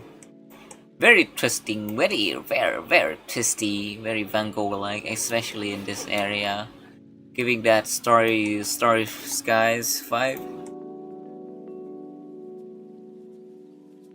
Psychedelic colors. Maybe one of the kids ate some LSD, and this is what they see. I would just point at the girl in front being the thing driving the narrative here. What is she holding? What, some kind of glass? I don't know. I don't see the story. I don't see the story. What? What's the prompt? The problem is isolation, but I'm trying to see who is isolated. Maybe it's this girl over here, or maybe it's this girl, or maybe it's this bird. I don't know. Everyone is isolated here. Everyone is in their own world. I don't know. All I know is this is a very good piece, very good color, very good art. Just spend a lot of time. She doesn't have eyes. She doesn't have colors. She doesn't even have a face. I don't see him. Overall, this is a very nice piece. You spent a lot of times on this. Too bad that you weren't able to finish this. But maybe after the showcase, you can finish this piece to see more of the. So I can see more. Well, we can see more of this piece. Why? Well, you're telling me why? Why? Why? What? Maybe it is this girl over here. She doesn't even have a pen. Overall, very rough, but good. Love the color, especially in the background with the trees or the leaves matching with each other. You can see what kind of canvas this is being drawn on. It looks like a painting canvas. She doesn't have a pen. Points of the pen. She have an outline of a pen. She have a frame of a pen. She have a frame of a pen. You have a frame of a pen. Oh yeah, I love the little detail over here. The little dinosaur calendar. Little dinosaur calendar, making it feel like. Yeah, this is like some kind of school filled with children. Maybe they are like being put on. The page on the ground was 7 Blondie in the foreground. Oh, are they bullying her? Oh wait, no wait. This giving me like giving kids with powers inside a classroom, and then train them into like a weapon of mass destruction. Maybe one of these days, or maybe one of these days, they'll kill each other. But today is not the day. With the missive. Is she holding a drawing? Exactly. Is she holding a drawing? Wait, what? Huh? Oh wait! The shape match! The shape match. What is this? Huh.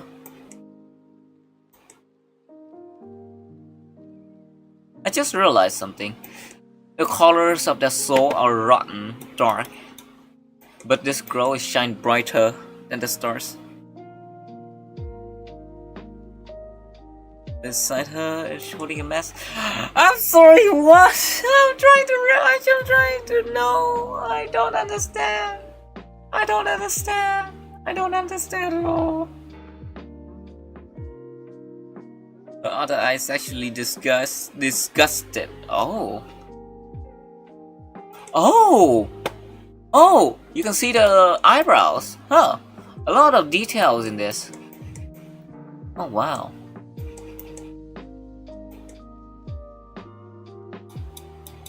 Oh.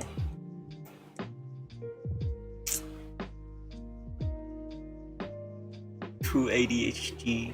I'm not ADHD. I trust. And Zaki sitting on a broken chair. What? That chair broken? Wait, I just oh god, I'm blinder than a fucking bat, man. Jesus Christ. Huh. Oh wait, is poor Zaki being bullied? Oh no. Oh, now I know why it's so isolated. I know why this is submitted on the isolation prompt. Goddamn. The cutest girl in the room sits on the decorated chair, and beside her was something else. Yeah, about. Goddamn, this is some crazy storytelling.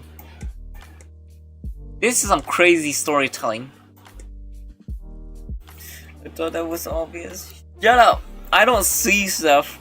I don't see stuff. Meanwhile, Zaki gives meaning to world through her art. Huh. Yeah, yeah. So the divine bird stopped to take a look. Yeah, dude. Yeah, no. You gotta finish this. You gotta finish this right now. You gotta finish this. You can't stop now. You can't stop at this. After this, you have to finish this. I'm not accepting this half-ass. Prompt dismiss. We have to I will accept this when it's finished. Prompt disqualified. Nah. Overall, this is a very nice piece, Saki. I do look forward to see you finish this because this one got disqualified. I want more. So yeah, thank you, Zaki, for submitting. Disqualified. Thank you, Zaki, for submitting, and hope you finish this art in future. Anyway, now next up, first disqualification in the first history drop showcase. Disqualification. Alright, very nice piece.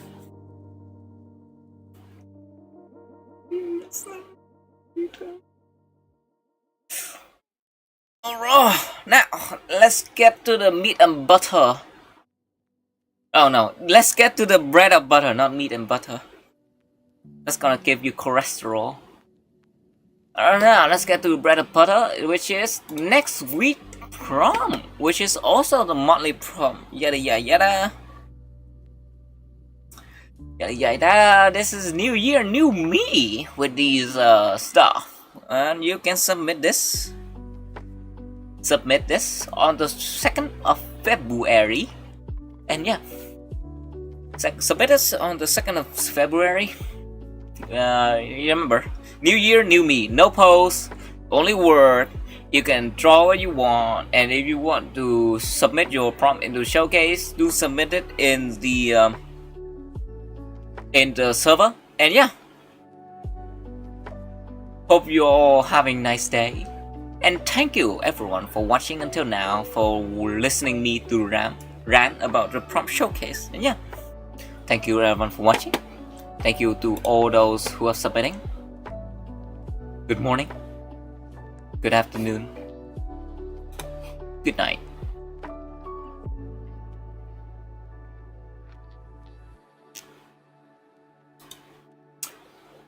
We're done. We are done. Maybe some ghost profession or something. Oh, like Akira and new one at the same time. 6, 7 mods. Put an electron in every atoms of his body. How does that go? Let me see. Put every electron.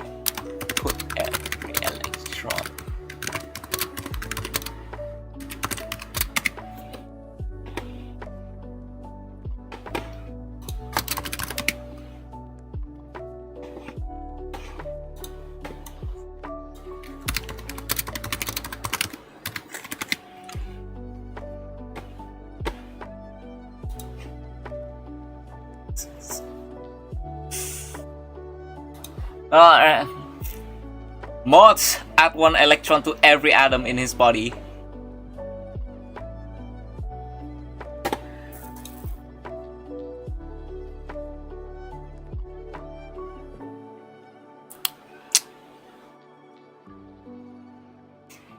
Oh man. Alright, see you, Akira. Have a nice day. It was nice having you here. Now, let us make the thumbnail.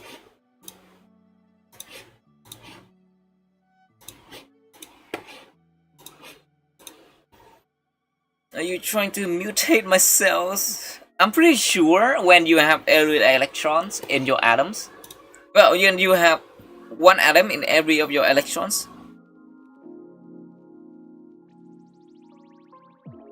the ions in your body would be turned into negative ions, and you would I don't know how it goes. Hold on, let me check. Is it ions or is it like? Let me read. Let me read. All right, what happened to electrons as physics? Let me see. Sure, will explode. Oh yeah. Massive charge imbalance would cause every atom to violently repel every other atom. Basically, you explode. You die instantly. If your body have like an electron inside, what electron extra, you would violently explode. Or something like that. Not negative ion. Negative ion something. Nah. That was me bullshitting my way out. I was wrong. Okay, let's make the thumbnail. Bum bum bum bum bum bum bum bum. Oh.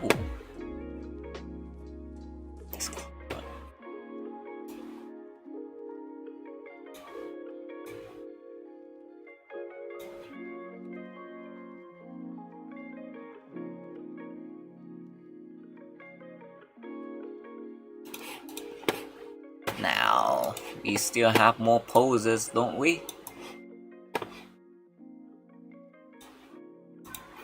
Oh, am I gonna fit all of you in?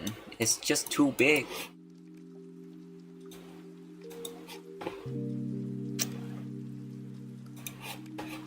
This is prop number 68. Not bad. Not bad at all.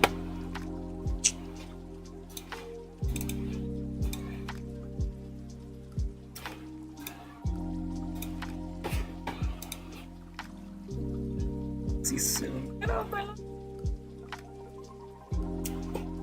Ah.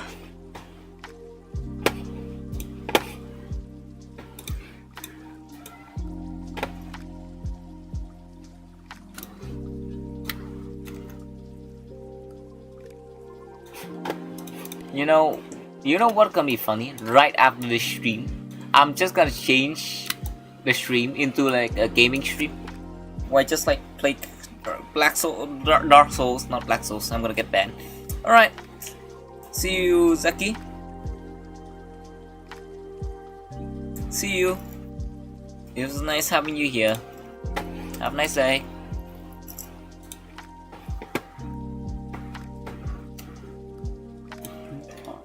No way, are you kidding? Are you kidding? We are not even finished with the stream yet, and Kira already went and finished the fucking prompt. Insane.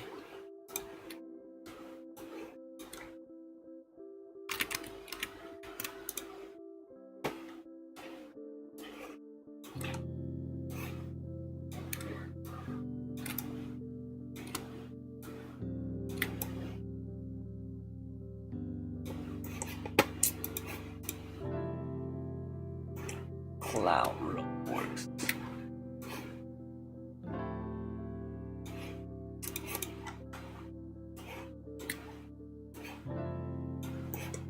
What? Ah. It was a fairy.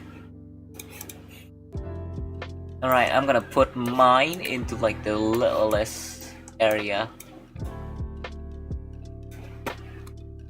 Make it smaller. Yeah! No one is gonna see that.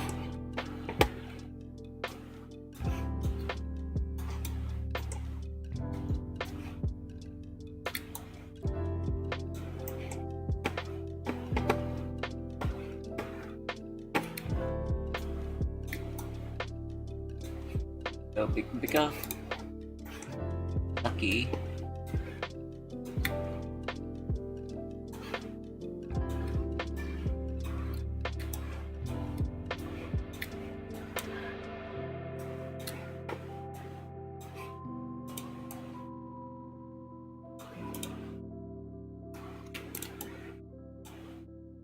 Very nice, very nice. Roll 1, 2, 3, 4, 5, 10, 6, 7, and last one we gonna have this. It's fucking hard to see, so we're gonna move you. Oh fuck! I just realized it's very hard to see. I'll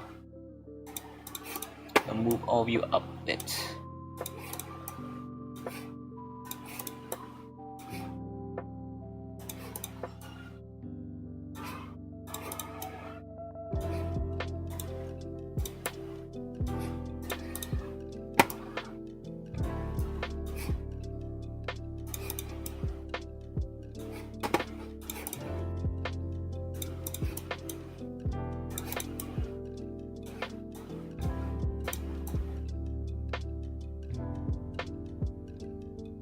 Yeah, that's it. That's it. That's it. Lovely.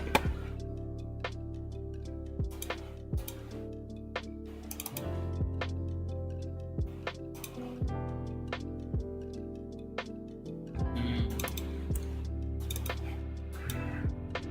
68.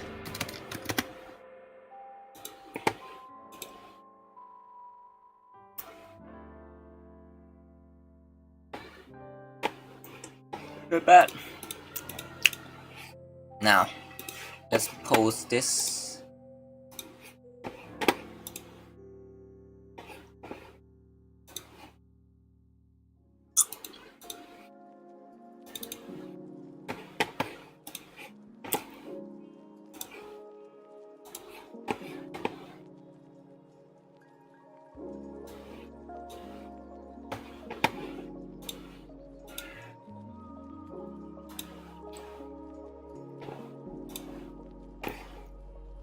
$68 day and 7 0.1 and 126.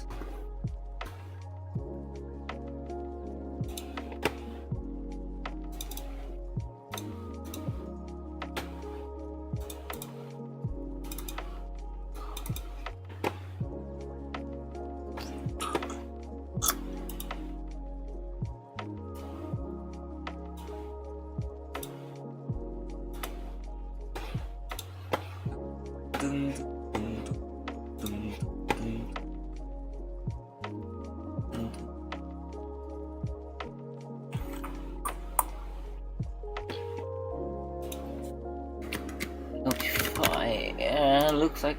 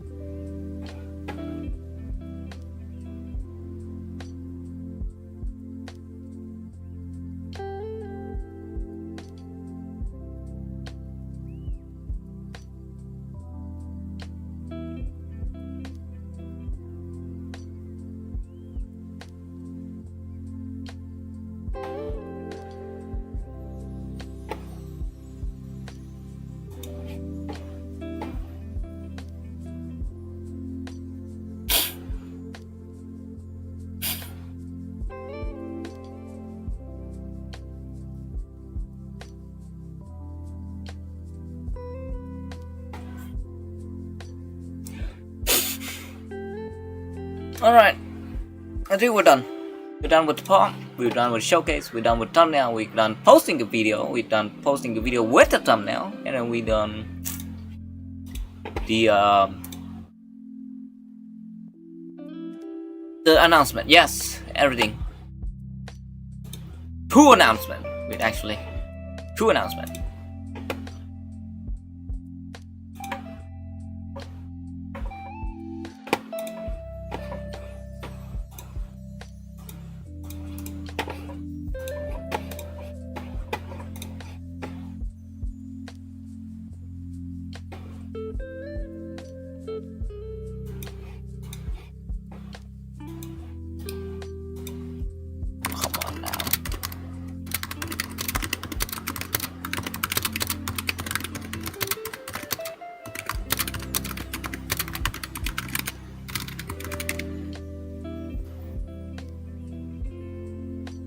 Done.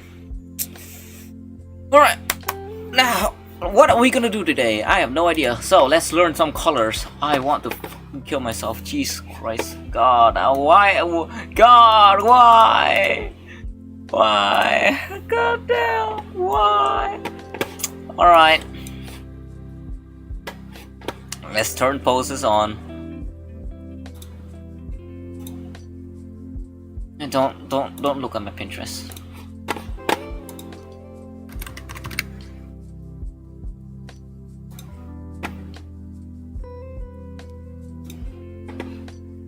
Fuck is this?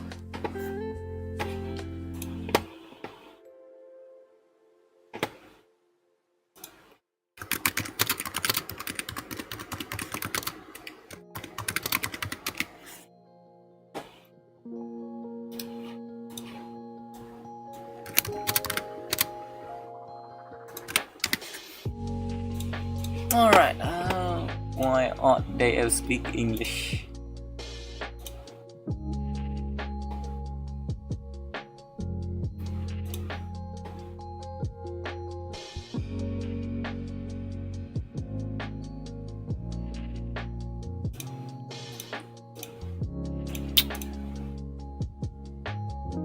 You know, the best practical way the walk might be good after the stream. That walk might be good after the stream. Possibly.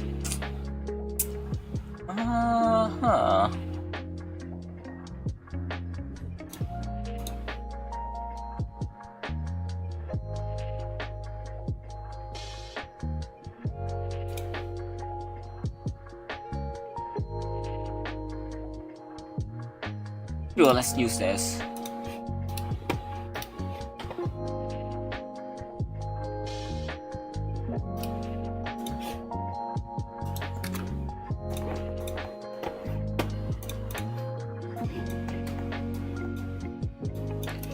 While it is, we're gonna play a video.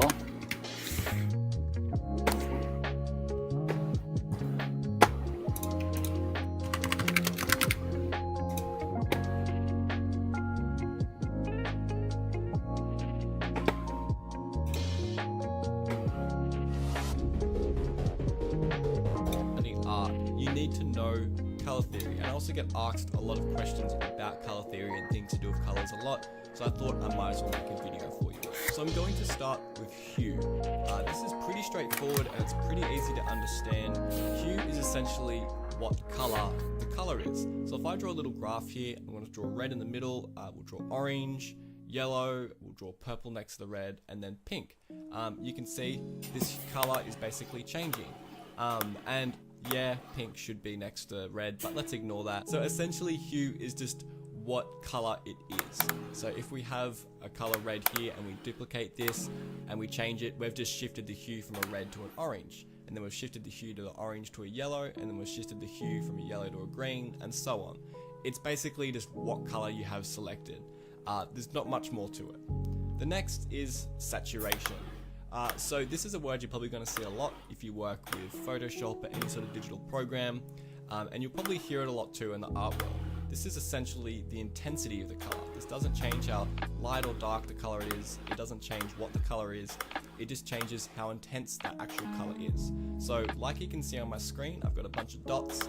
The left hand dot is 100% saturated. The right hand dot is 0% saturated. So no saturation of a color is just gray.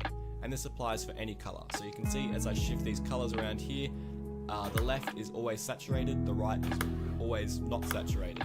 So fully saturated green, slowly getting desaturated into grey. The next is lightness, and this can also be split up into tints and shades. So this is basically how bright or dark a colour is. This doesn't affect the hue or the saturation or anything like that. It's basically just adding white or black into the colour. So if I sort of draw some little rectangles here, you can see I'm sort of making them lighter and lighter. So they're basically tints, and then I'll make some more and I'll make it darker and darker, and these are some shades. So you can see the darkest colour is sort of like a dark brown, but it's still quite saturated and rich in colour. And then the light colour is basically like a pink, and it still has a lot of colour, it's just very light. So you can sort of use a general term to call it lightness or brightness of the colour. Or if you just make it darker, it's called a shade. If you make it lighter, it's called a tint. So next up is color groups. This is probably one of the more confusing parts of color theory. I'll try to make it pretty straightforward for you all because it's pretty simple once you understand it. So I'm going to draw a little color wheel here, and I'm basically going to show how different colors relate to each other. Essentially, color groups are basically just color schemes. You can use these color schemes for an artwork or for a painting or anything you're creating. It's just a way that colors can look cool together and sort of interact with each other. So what I've drawn right here is a monochromatic color scheme. It's essentially what we just talked about with tints and shades, except only one color. So if I was to make a painting just out of reds and nothing else, that would be a monochrome color scheme, and it's one type of color scheme that we can use. The next is analogous, or analog for short, I guess you could say. And this is basically what color is next to another color. So I'm going to draw a little color wheel here, and this sort of analog color scheme is basically picking 3 colors on this color wheel, and they all just need to sit next to each other. So if I draw some little lines here, let's say we're going to pick yellow, and then we'll pick orange in the middle, if we spell it right, and then we'll pick red too. And that's an analogous color scheme. We've picked 3 colors that all sit next to each other.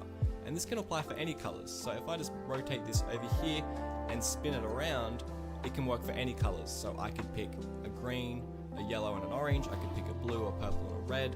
They just need to sit next to each other in the color wheel. Next is complementary. You'll probably hear this a lot in sort of art and design, and this is basically colors that are opposite each other in the color wheel. You've probably seen a lot of movie posters love to use the colors orange and blue. They're complementary colors. They work really good together. Same with green and red and yellow and purple. So basically it doesn't matter what the colors are, they just need to be opposite each other in the color wheel, and they are complementary colors. The next color group we're going to talk about is triadic. So this is essentially making a triangle on the color wheel. So if we pick orange, green and purple, make a little triangle, that's a triadic color scheme.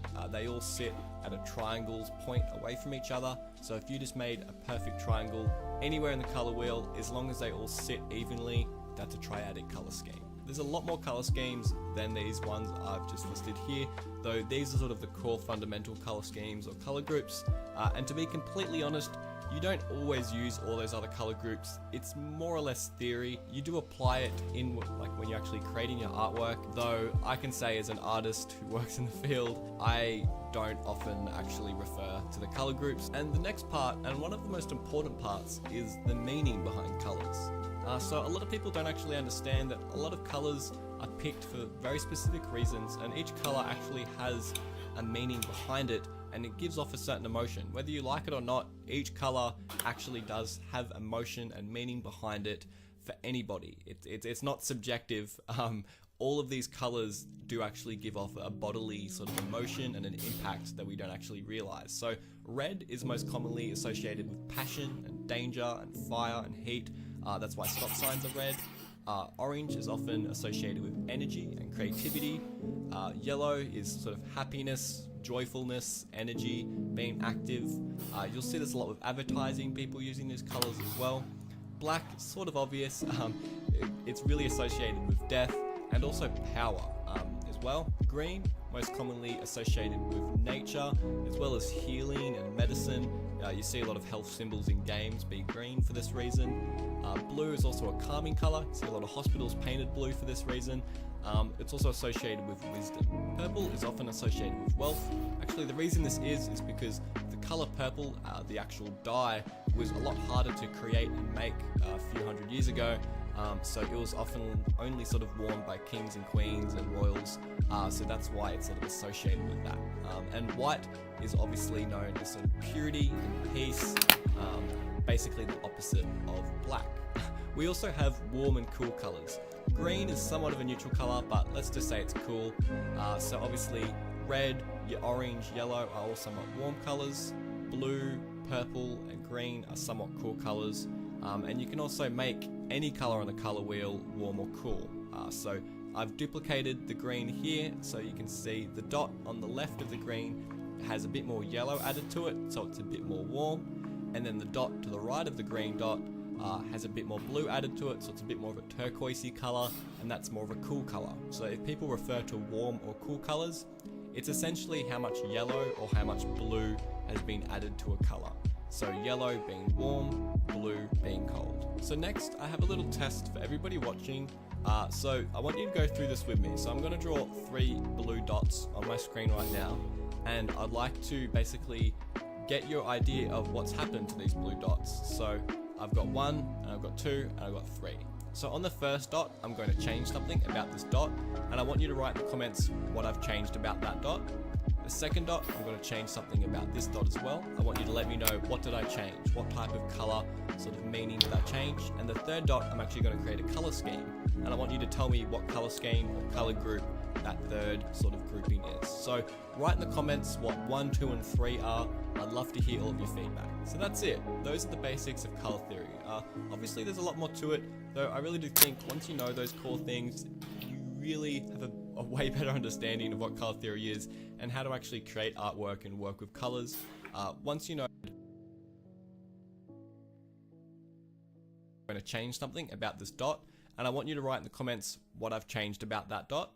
The second dot, I'm going to change something about this dot as well. I want you to let me know, what did I change? What type of color, sort of meaning did I change? And the third dot, I'm actually going to create a color scheme, and I want you to tell me what color scheme or color group that third sort of grouping is. So write in the comments what 1, 2, and 3 are. I'd love to hear all of your feedback. So that's it. Those are the basics of color theory.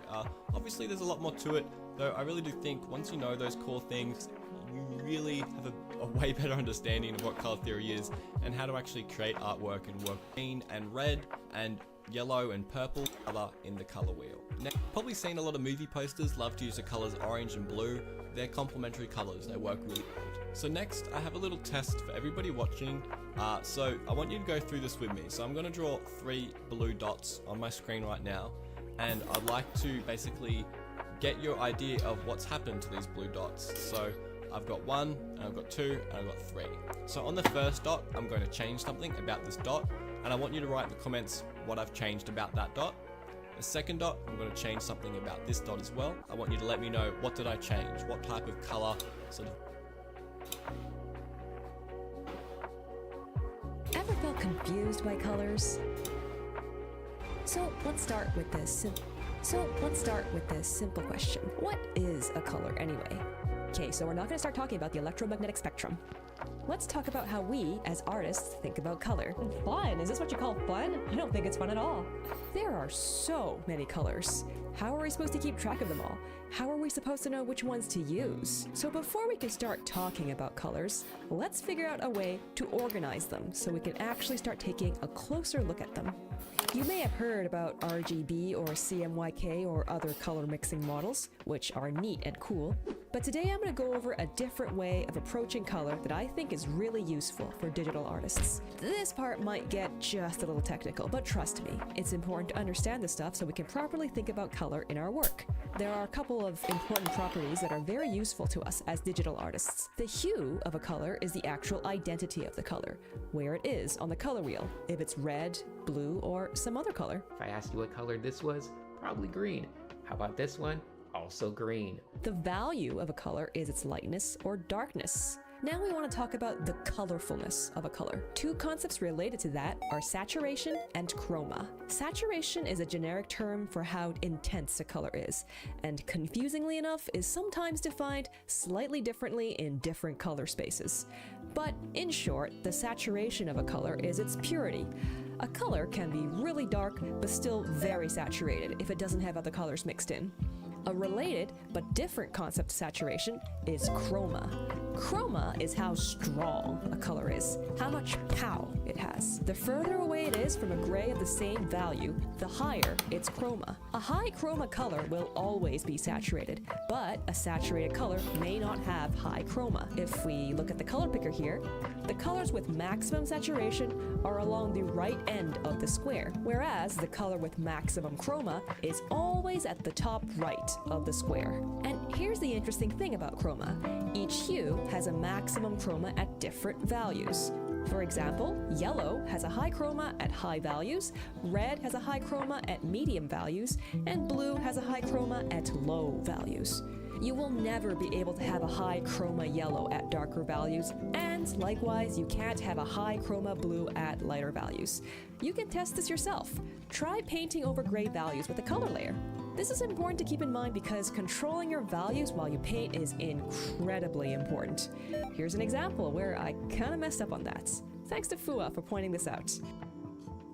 If you want to learn more about this, I recommend the book Color and Light by James Gurney. I left a link in the description if you want to find out more. Okay, now I want to talk a little bit about color relativity. Alright, so some people have heard of color relativity, and I think the usual thing to do in this case is to color pick from an image and go like, oh, did you think this was blue? It's actually orange, you dummy, or something like that. That's cool and all, but how's that actually useful? The important thing to remember about colors is that we perceive color differently depending on the colors they are surrounded by. This color might look blue in one place, but orange in other places. The absolute properties of colors themselves are not that important. They are far more interesting in context.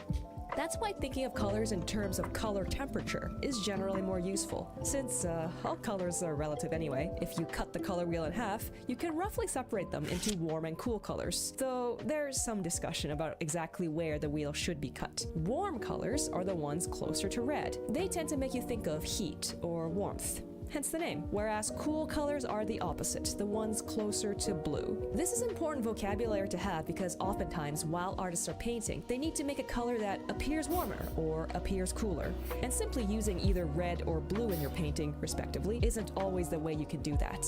A neat way to think about colors is like you're walking through a color space. Remember this blue that is actually orange color over here?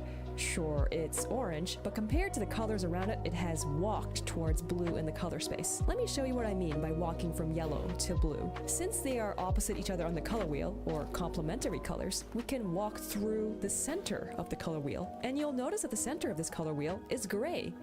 Therefore, simply by desaturating the yellow, we have successfully walked towards blue. Another way to think about it is if you take a yellow color and paint over some blue with a low opacity brush, you will also gradually walk towards blue. Notice that it moves through the grays before getting to blue.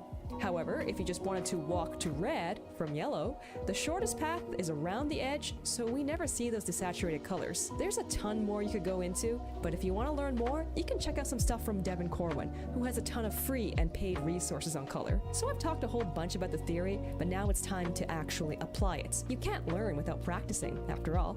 So how do you actually get good at color? I did my very first color study about a year ago, and it looks like this.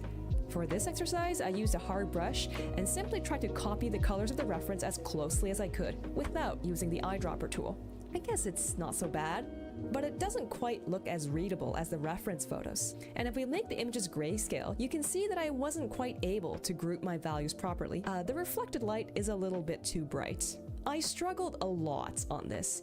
I had a very hard time figuring out how to get the color I was looking for from the color picker. Hue, saturation, value, there were way too many variables to mess with. No wonder I messed up. However, Fua came to the rescue with this amazing tip. Apparently, a lot of what looks like hue variations are simply saturation and value shifts. In fact, using fewer hues can give your image a consistent tone. I tried taking her advice and tried getting the color I wanted by only using the saturation and brightness sliders. With one less variable out of the way, I was able to saturation, value, there were way too many variables to mess with. No wonder I messed up. However, Fua came to the rescue with this amazing tip. Apparently, a lot of what looks like hue variations are simply saturation and value shifts. In fact, using fewer hues can give your image a consistent tone. I tried taking her advice and tried getting the color I wanted by only using the saturation and brightness sliders. With one less variable out of the way, I was able to quickly find the color I wanted much more easily.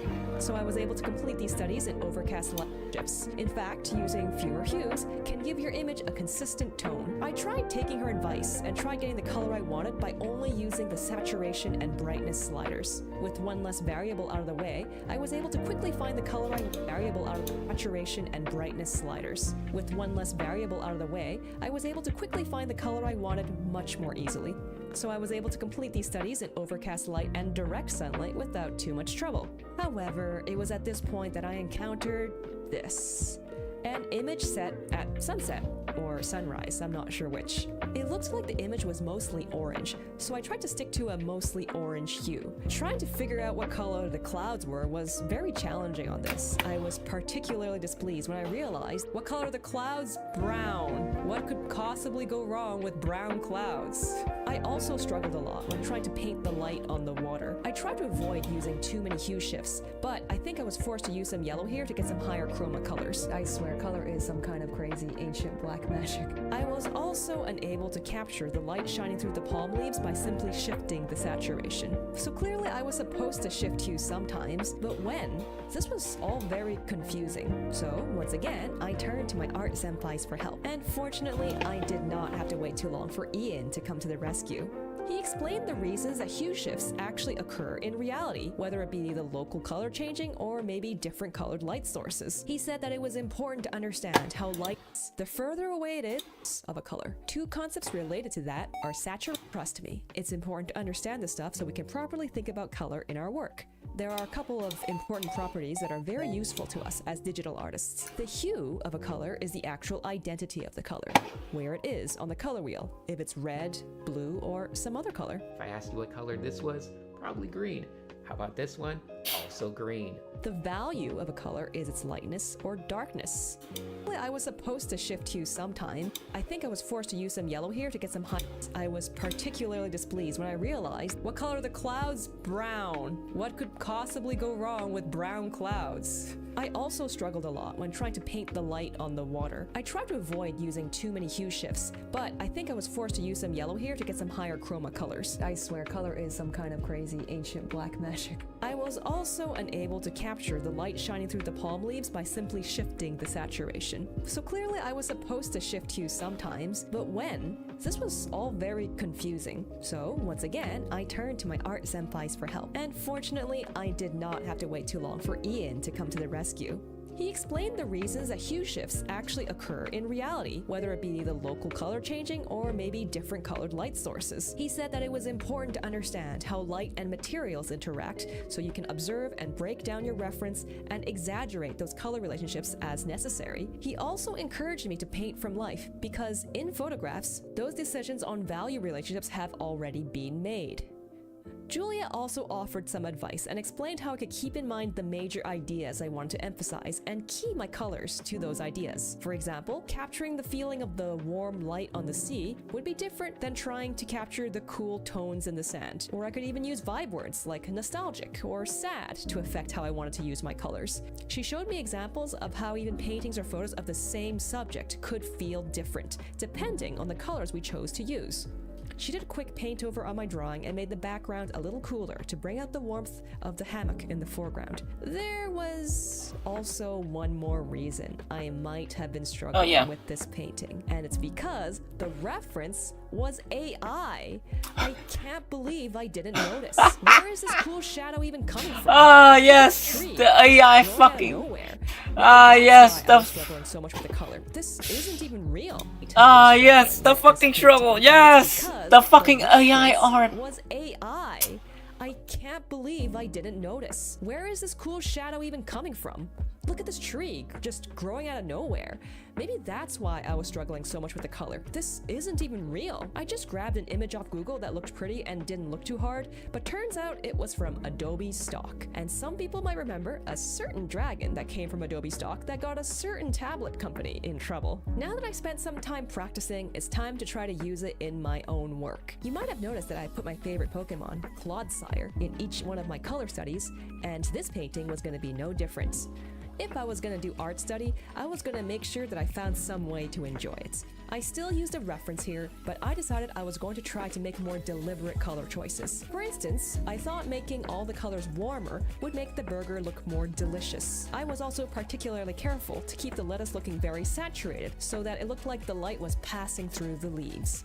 When light passes through organic material, it tends to look very saturated. I struggled a bit with the background and eventually realized that whoever did this amazing food photography probably chose that background color for a reason, so going with the same one worked pretty well. And here it is, the final results. I think I did all right, but there's definitely still a lot. How long you been in artist? Probably 2 years. But I never touched colors. Color really complicated and difficult, and there's still tons for me to learn. If you want to buy the brush. Colors! Everyone loves colors. Look at them, they're flashy, they're pretty, and they really make an illustration pop. So what if we want to make gorgeous illustrations like these? We'll just need to study colors until... Wait, stop. I know colors are awesome, but what if I told you there's something way more important than color? We can all agree on one thing. The big three of Cartoon Network, at least during... Probably just because I can't really relate to it. Still, I can't deny the animation was really good. And I've seen a lot of people online say the episode actually does a great job showing how messy and complicated things can get when on drugs. So fair play for that. I also like that Tobias actually got some real characterization here. He has a moment of self-reflection on why he doesn't have friends. Yet the show loves to allude to the fact that he might be the next Diddy. How about we send gift boxes to other kids to lure them to Tobias's mansion? It's a great idea, huh? Drawn for 2 years, maybe 3. The greatest hero in the land of Oo. The boy who defeated the Lich, saved the world more time. Drawing for quite a long while. Yet we'll still suck at it. Well, I still suck at it. What? Drama.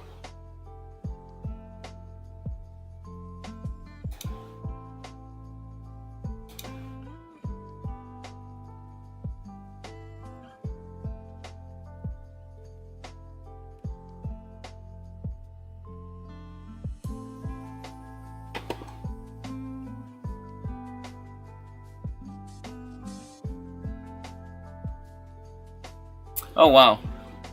I pressed on 2 videos and now they changed to fucking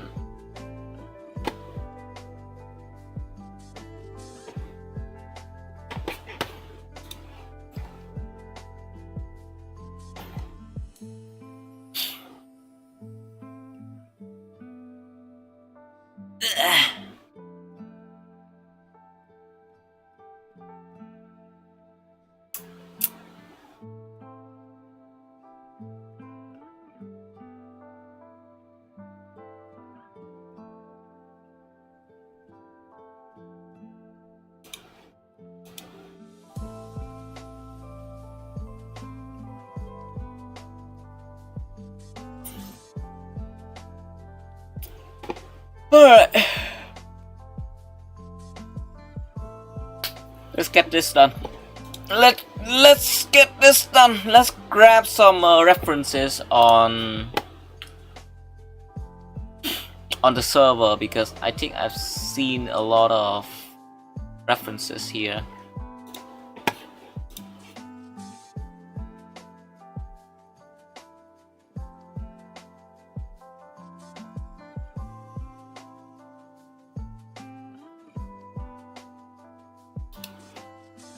Let's use this. No. How do I get this on? Link.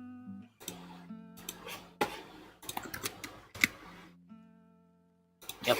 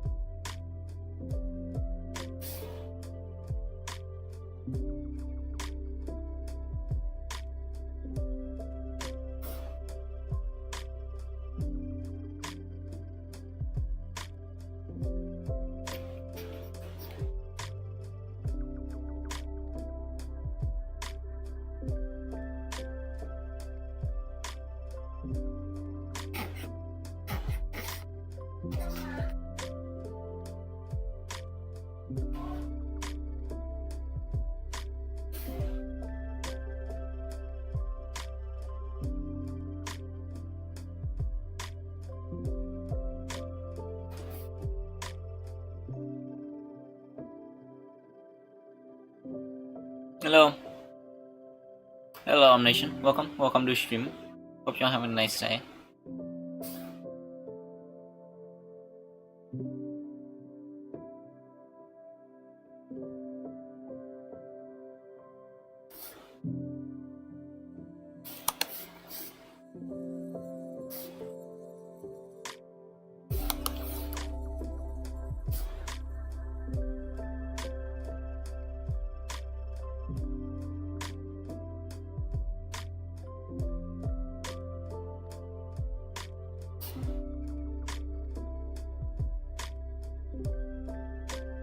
I have no idea what I'm doing.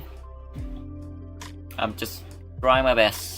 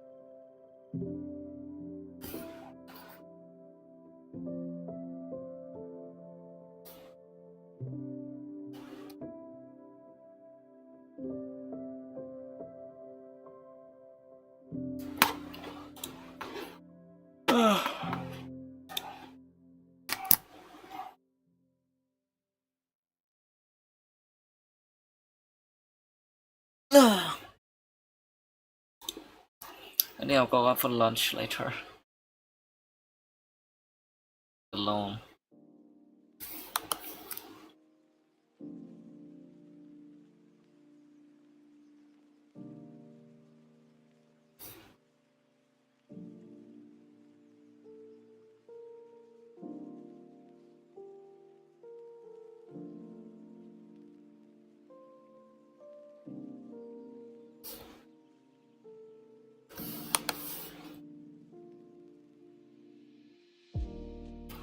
You are getting lost on the.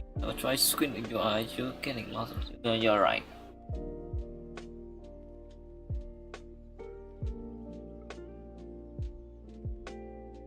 There are 3 planes.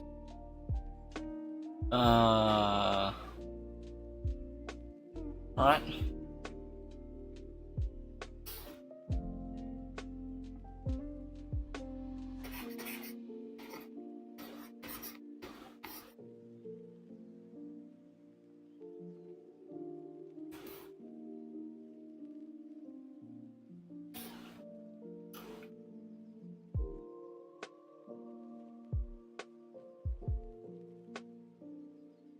I think that's it. That's it for now. We have room for improvements, but I think this is it for now. Let's try to find another picture. I'll group 3 you. into one group.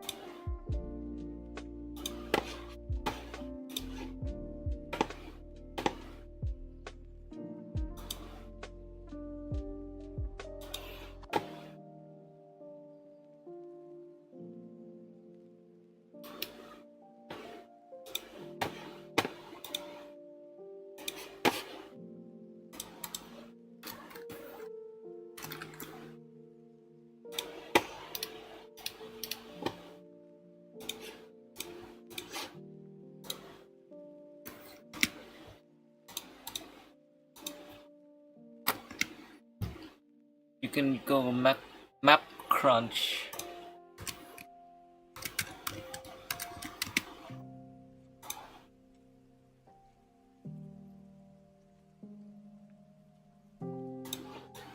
Oh shit. Huh.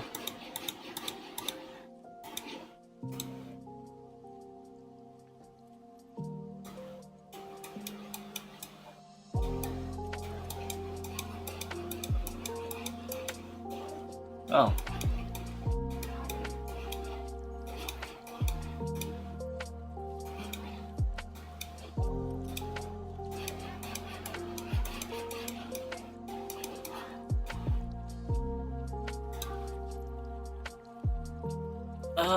I think I'll do this. I'll use the references in the server for now. We have a lot of references there and no one seems to be using it, so I might as well, right?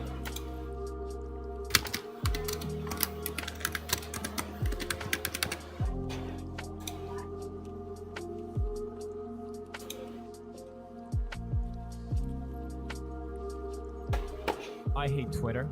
I think about deleting mine all the time. What I don't like is the constant posturing that goes on there. People just can't seem to help themselves from pointing out what is good and what is bad, or how others are bad and you are good, to a point where it almost becomes fiction just to satisfy this need. And I don't mind that this happens. I understand that it does. But what annoys me most about it is that it gets rewarded. Through social media, we get likes, we get engagement by boasting about certain things. It's very popular. A classic example could be J.K. Rowling changing the sexual identity retroactively on her characters as a way to posture for social virtue points. This, to me, is a good example because most understand that it's complete bullshit, but it's not always easy to tell what is genuine online. Contrasting this using sports as an example, previously we have for thousands of years rewarded the winners, the people who act, the ones who run the fastest, swim the fastest, score the most goals, etc., etc. We don't reward the ones who say they run the fastest.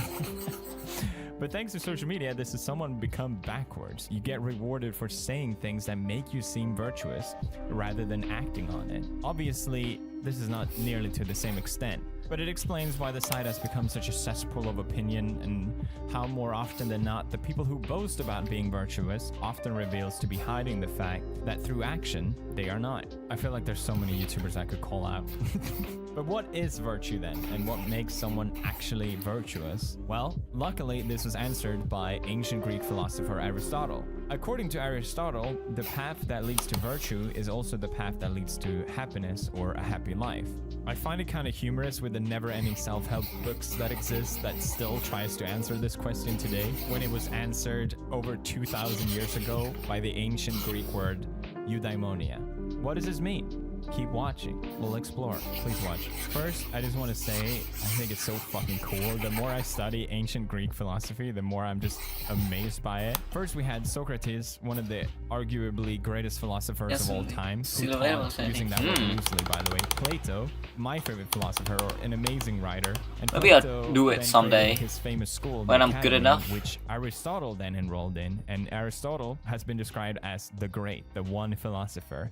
I mean, what a lineage. But wait, it goes on. Aristotle also taught Alexander the fucking Great. I didn't know this. How insane is this? The guy that took over the fucking world. Anyhow, in the book Nicomachean Ethics by Aristotle, it wasn't actually written by Aristotle. It's notes taken down from his lectures by his son, Nicomachean. Some argue this is the most important work of philosophy ever written, and in it, we get the answer, what is virtue? According to Aristotle, virtue I don't know if I'm doing this right. I'm just winging it. You can't teach someone how to be a good person or how to act the right way. Yeah, Instead, just it's winging that it. comes through practice. One good act doesn't make you a virtuous person. Instead, it's something that you have to keep practicing through action and through habit can achieve. After reading this, I find myself looking at my own upbringing and how habit has shaped who I am. I never realized just how much of my whole life and my whole being is based on habit, my moral, my choices, all of this. If you strip down this idea of right action through habit, you could compare it to machine learning or self-taught AI, which actually works similar to how a human brain functions and learns, just in a massively simplified way. For example, if a self-taught AI wants to learn how to walk, they need a motivating factor for that to happen. It could be moving from point A to B in the shortest amount of time, and that's the function that they need to maximize. When it learns, it tries different behaviors many times over and over until it finds the most satisfying path which achieves that function, basically developing habits of behavior to achieve their goal.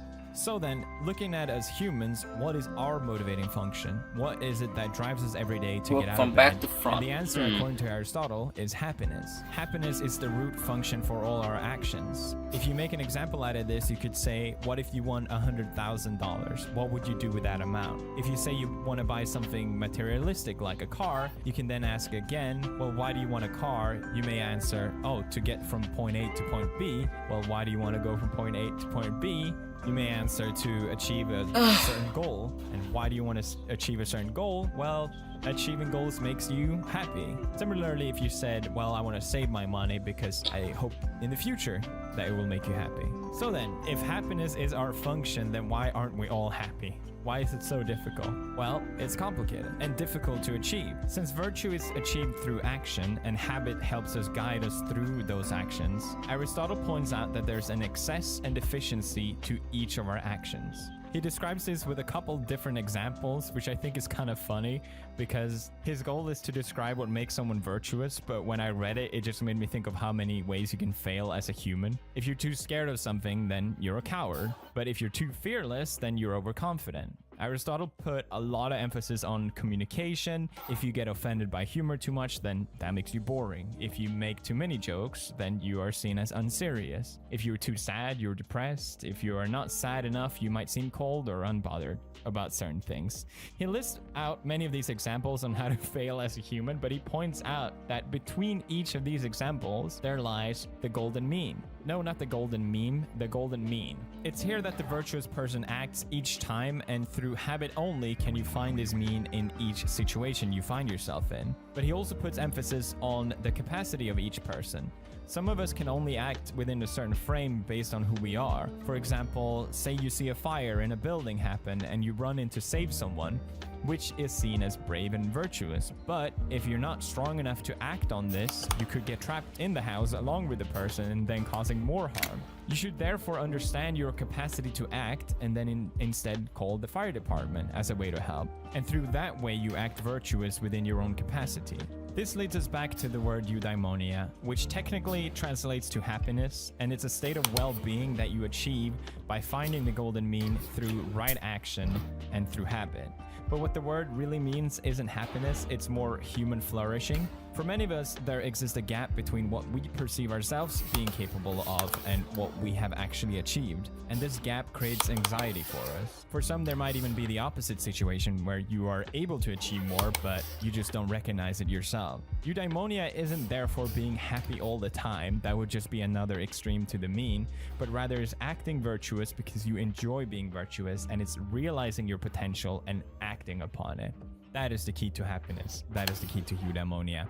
And that is my summary of Nicomachean ethics. By the way, fuck Twitter.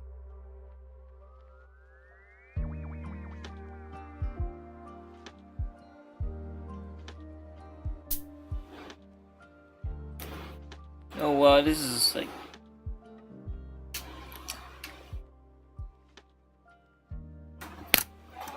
this is boringly sleepy. What the hell? I need to find something to keep me awake.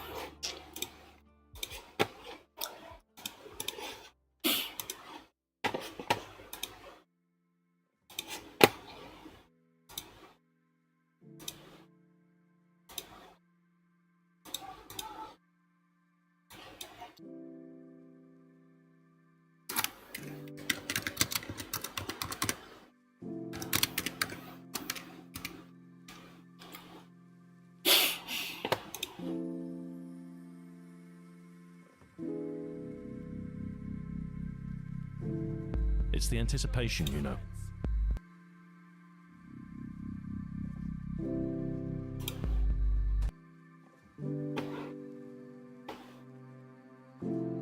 Fun. It's expensive, too heavy, and almost entirely impractical.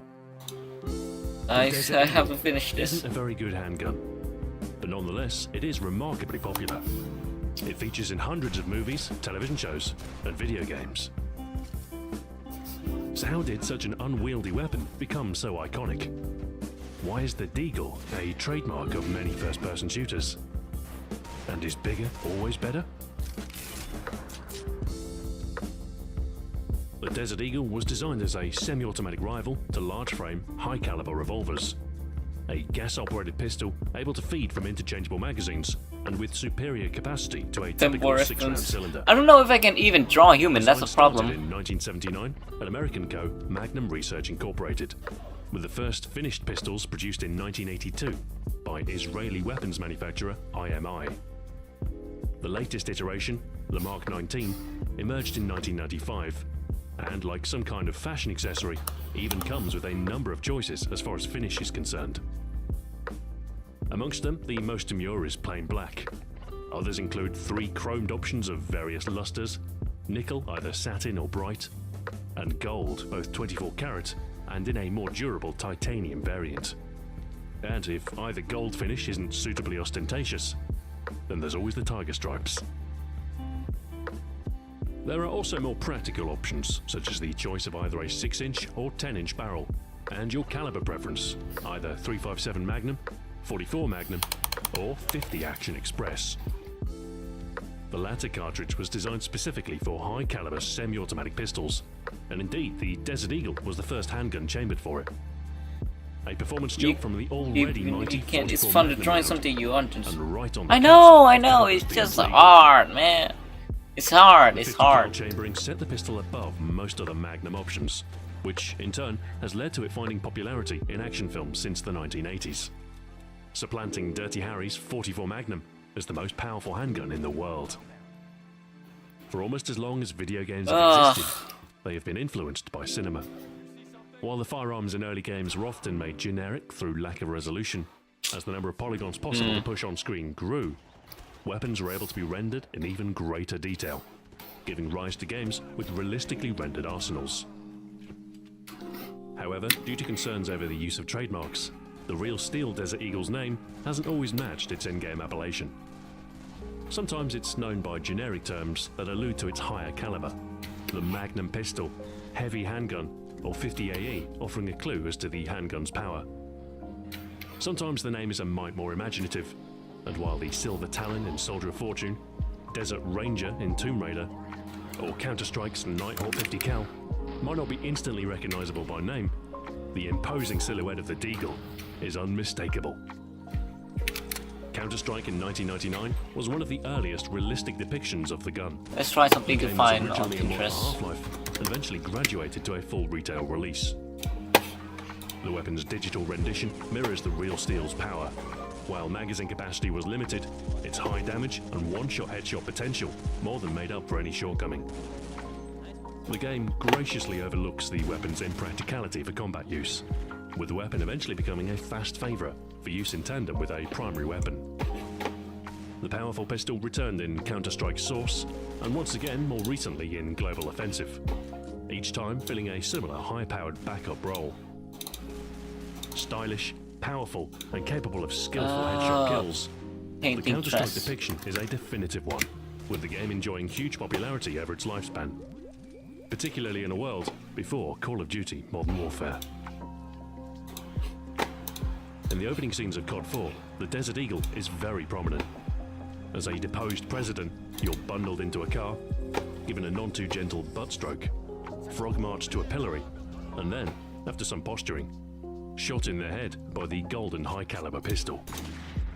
It's fatal punctuation for a coup d'etat, a show of force in public execution. And that is what the Desert Eagle is all about.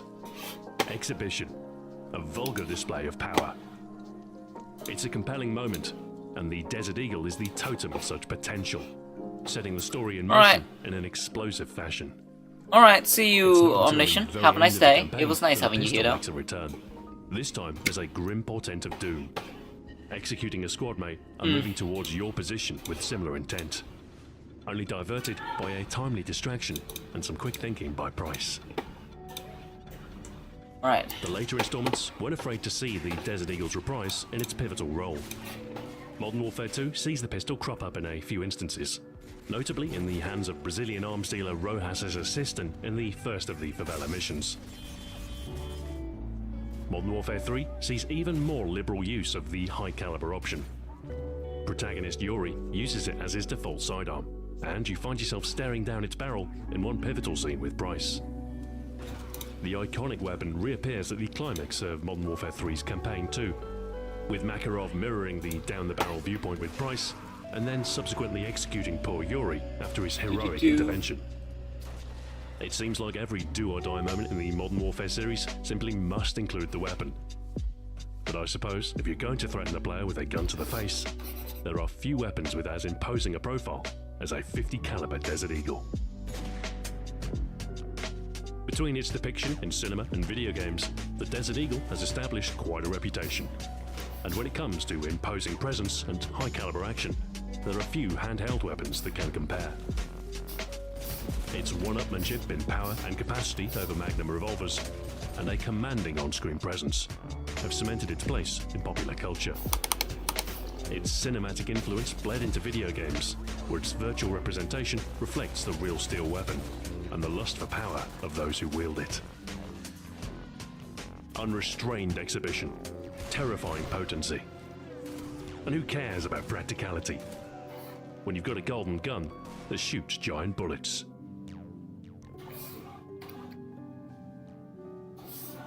Thank you very much for watching, and until next time.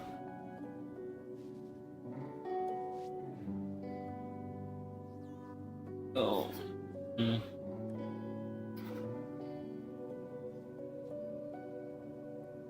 What could be more iconic than the Kalashnikov? Rough-hewn from wood and iron, its simple construction belies an enduring example of industrial design. It's the weapon of choice for a revolution, and the backbone of any insurgency. So, what makes the AK so special? Why is a near 70-year-old rifle still so popular? And is there really no substitute?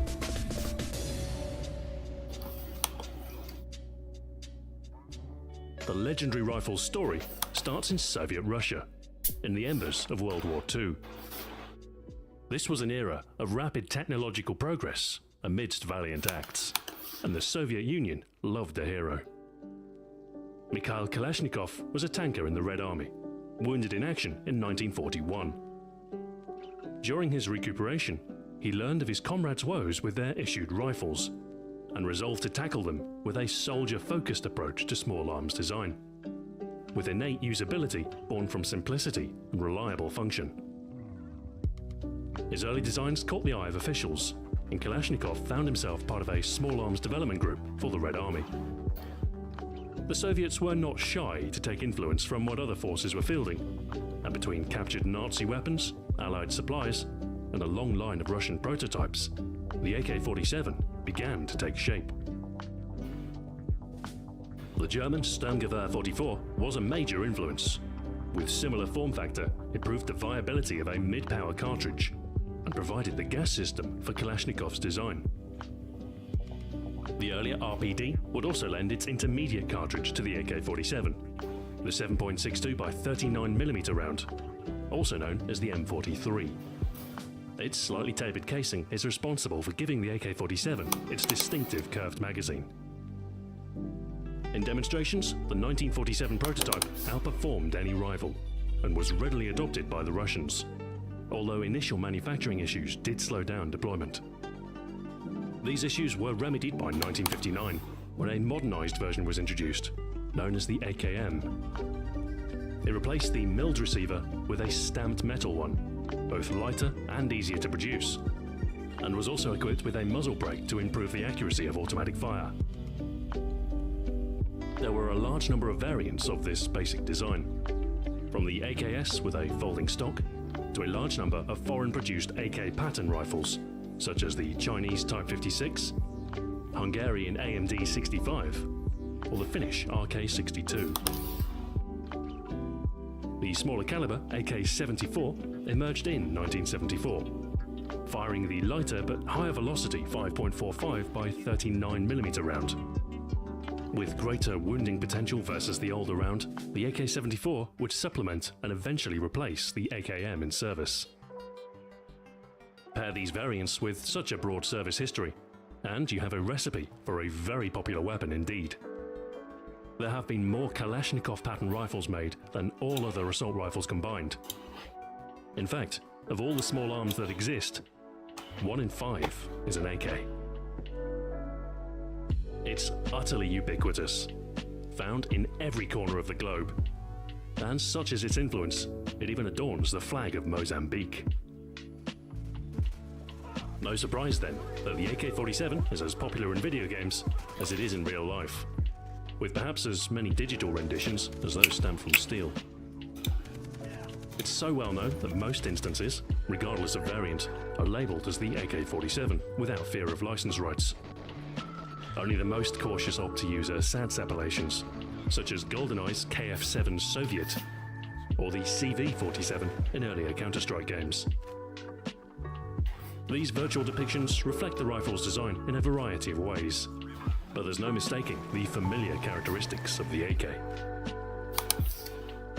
Often, a weapon's identity is forged by the powers that wield it, and with its prominent use by the Second World during the Cold War, the AK has come to symbolize the defiance and might of those who would oppose the West.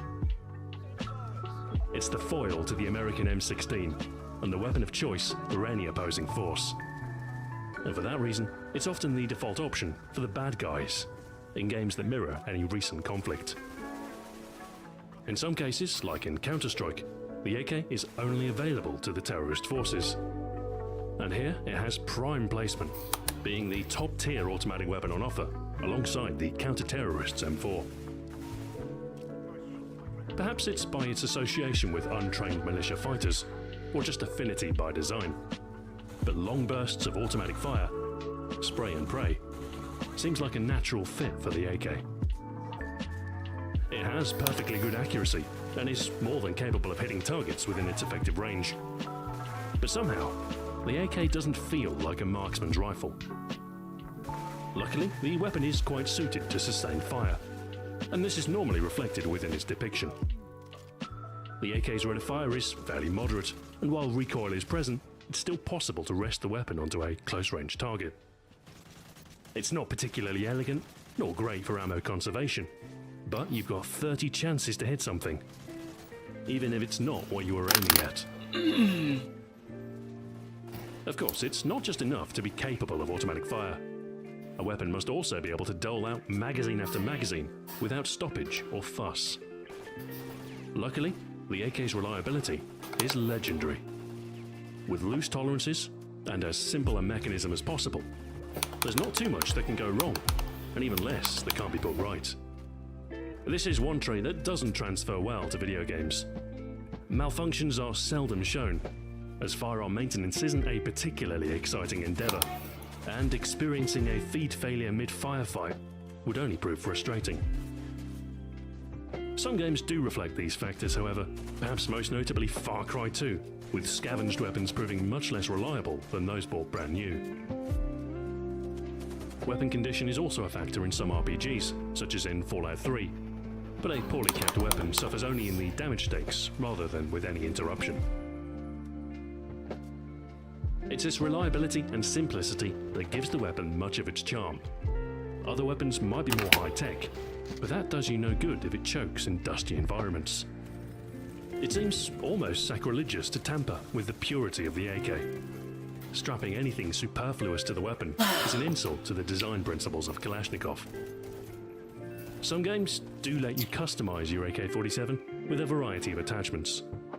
Optics, suppressors, and garish paint jobs. Call of Duty 4 Modern Warfare had the right idea, as equipping a red dot sight would harm the AK-47's long-range damage, meaning the most sensible choice was just a plain rifle with iron sights. Remember, just because you can, doesn't mean you should. Of course, if you're some tin pot dictator of some far-flung land, you can generally do whatever you like. And this extends to having your favourite rifle gold-plated. Although such weapons are ornamental and clearly not designed for the rigours of battle, some games do feature golden guns. Some represent the pinnacle of accomplishment with the weapon, a reward for the completion of challenges, while others just represent an absence of good taste. So, the AK-47, the very best there is. From drug lords to peasant rebellions, the AK is everyone's favourite weapon. A great equaliser, irrespective of wealth or status. It's not the most accurate weapon, nor the most elegant, but it simply doesn't have to be. It's good enough. It excels where fighters need it most. It's reliable. Stoppages are rare, and any faults that do occur can probably be fixed with a hammer. It's simple to use. There's no need to pore over a manual. The AK is point and shoot. It's so simple, a child could use it. And in some parts of the world, they often do. It's cheap, easy to manufacture, and even easier to acquire. If you're looking to arm an insurrection on a budget, no other rifle will come close. It is an old weapon. What's that? It's not yet outdated. Oh. At the end of World War II, it was cutting edge and led the way for the rise of the assault rifle during the 20th century. Today, although not quite as high-tech as some infantry weapons, the AK-47 still performs its duty. And with 100 million rifles in existence, its popularity is unlikely. Not gonna lie, to these evaporate clothes anytime looks soon. extremely With uncomfortable. its widespread use Like, and low cost, no joke. the weapon can be counted alongside the most basic of tools. The hammer. Wearing these is like a death sentence for like your body. AK-47. It's insanely impractical. Thank you very much for watching. You don't need Until it, next time, farewell. even if it looks sexy. I don't think feeling like dying in like a fucking warm It's suit expensive, too heavy, is worth it. impractical. The Desert Eagle isn't a very good handgun, but nonetheless, it is remarkably popular. Ugh. Always the A good latex. sniper is terrifying. Like, damn. Hidden death that lurks in a hillside, unseen and able to precisely quench targets with a single bullet. If you're lucky, such a threat will only send a chill down your spine. And if you're not, well, you might never hear the shot. The Arctic Warfare series of rifles are purpose-built for precision. It has found fame through its confirmed kill distance records and in its depiction in games, most notably as Counter-Strike's Orb. So what place do precision weapons have in games? What makes sniper rifles such a desirable choice for some players? Dog shit. And what is it about bolt actions that makes them deal more damage? The Arctic Warfare's story starts in England in 1978. At this time, the British Army were reliant on the 19th century Lee Enfield rifles for their marksman roles. I need to find a way to paint better. 42A1. Like, While there's nothing wrong with a classic bolt action, there was definitely room for let's a see, more how do people specialised paint? long-range weapon. How do people paint? How Accuracy do people International was paint? founded by a group of skilled competitive shooters looking to design and build a new tactical rifle. Their first design was the Precision Marksman, or the PM, in 1982. It was designed in response to the British Army's search for a new sniper rifle and would emerge triumphant in competition, earning the L96A1 designation. Built for precision from the ground up, the platform is bedded on a solid aluminium chassis, Yeah, that's useless. surrounded by a distinctive drab-green hollow polymer stock. Not content with a single contract, AI shot for the Swedish military, who were in a similar position to the Brits, seeking to replace their World War II-era rifles. The Precision Marksman design was modified to cope with extremely cold temperatures, with a milled bolt that minimized the surface area able to freeze together, and a larger trigger guard to allow the use of heavy gloves.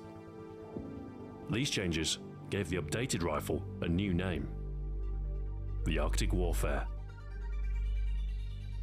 It was accepted into service by the Swedes in 1991 as the PSG-90, and the British Army adopted the improved version as the L118A1. Later variants of the Arctic Warfare include the AWF with folding stock, and the AWP or AWP, intended for law enforcement use with plain black furniture. The AWS is a suppressed one. Later variants of the Arctic Warfare include the AWF with folding stock, and the AWP or AWP, intended for law enforcement use with plain black furniture.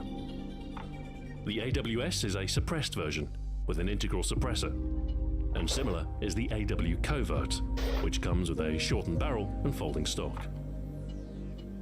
The AW Magnum expanded the caliber offerings to a higher power band, with chamberings in 300 Win Mag and 338 Lapua Magnum. These rounds deliver more kinetic energy on target, extending the rifle's reach and flattening the bullet's trajectory. This makes the Magnum offerings particularly suitable for extreme ranges, and the AWM was adopted by the British Armed Forces under the L115 designation. It was this variant that would catapult the Arctic Warfare into the record books, as the AWM is responsible for the longest ever confirmed sniper kill, at 2,475 meters.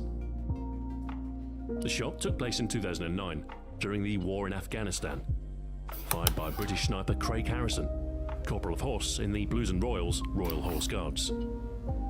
An incredible feat that placed the platform amongst the finest long-range rifles. No doubt, the Arctic Warfare is every inch a marksman's weapon. It was never meant to be cheap, nor intended for mass production. These rifles are specialist weapons for a specialized role. Perhaps it's this boutique appeal that has led to the familiar green thumbhole stock cropping up in a number of video games.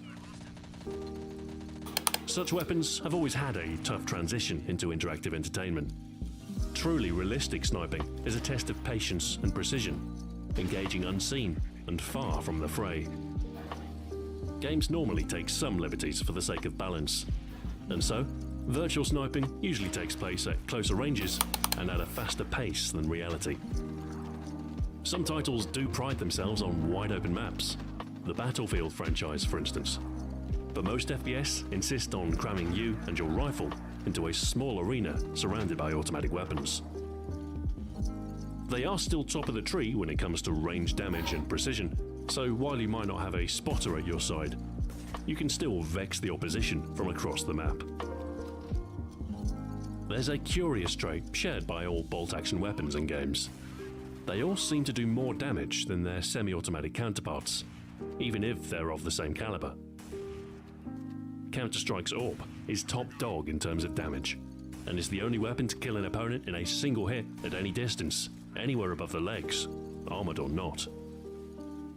It's this depiction that cemented the Arctic Warfare's iconic status. The Counter-Strike AWP is a legendary weapon, and certainly amongst the most recognizable weapons of first-person shooters. This popularity in Counter-Strike has led to its appearance in other titles. But no matter the game, the rifle is always amongst the most deadly on offer. This is certainly true within the Call of Duty series, with the Arctic Warfare rifles appearing as the L96 in Black Ops, the L118A in Modern Warfare 3, and the L115 in Call of Duty Ghosts. So, why is the rifle always so powerful? It's not for the sake of realism, but instead a question of balance. While you can empty a semi-automatic weapon's magazine within a couple of seconds, a bolt-action weapon must be manually cycled for every shot, which means a drastically slower rate of fire. The high damage of such weapons is necessary to keep them relevant then, and as a side effect, this places a much stronger emphasis on first-shot precision. Luckily, you'll most often find the Arctic Warfare supplied with a scope by default. A highly magnified view proves a double-edged sword, however, and can help to further reinforce the intended long-range role of the weapon. Often, your peripheral vision will be blocked out entirely while aiming, And while some games, such as Call of Duty Ghosts, offer a dual-rendered view, you will still suffer in the reactivity stakes. A closer view helps when tackling distant targets, but a narrower field of vision can blind you to closer threats. And readjusting your sights to an unexpected angle can take critical time. This tunnel vision, paired with an intrinsically slow rate of fire, generally makes the weapon ill-suited for close quarters battle. But of course, there are still some who'll try. The Arctic Warfare series might be known by many names, but there's no mistaking its uncompromised performance. It demands first-shot precision and severely punishes wayward shots. But if you want to freeze out the opposition, this rifle is ice cold. A refined weapon of precision that is deadly in every incarnation. Its power compels a cult-like following, those who live for the thrill of a one-shot kill. It's seldom the easy option, its potency reined in with slow output and exacting function. The Arctic Warfare. Record holder, purpose-built, powerhouse. Thank you very much for watching, and until next time, farewell.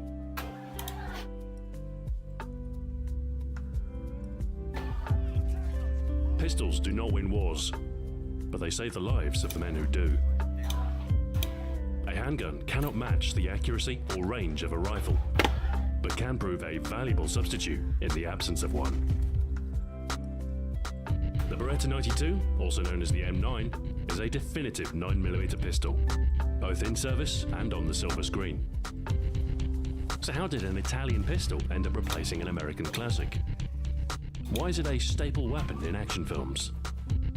And which is better, 9mm or 45 ACP?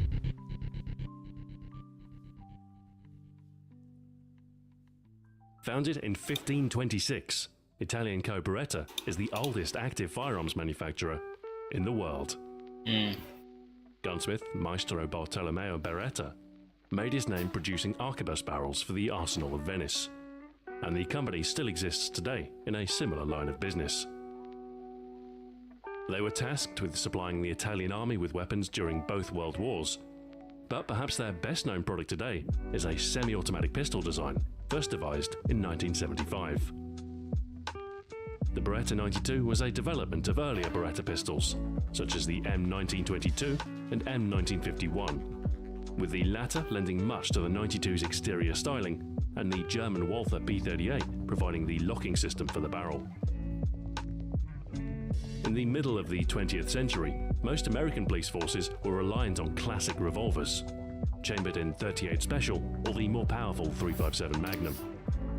While familiar and reliable in action, their major limiting factor was capacity, with most revolvers carrying just 6 rounds, with a relatively slow reload to boot. In the wake of arms development during World War II, many European forces were switching to 9mm semi-automatic weapons, with their double-stack magazines giving them a large capacity advantage over older designs. Earlier pistols such as the Browning High Power and Walther P38 proved their worth, and would pave the way for a new wave of modern, high-capacity semi-automatic pistols, such as the CZ75, 6-hour P226, Glock 17, and of course, the Beretta 92. These new service weapons were dubbed Wonder Nines, with a hint of sarcasm from those who preferred the more proven revolvers. But eventually, the advantages of these new pistols started to erode any resistance. The original Beretta 92 design, intended for the Italian army and police, saw relatively limited production. It was later variants that would prove more popular.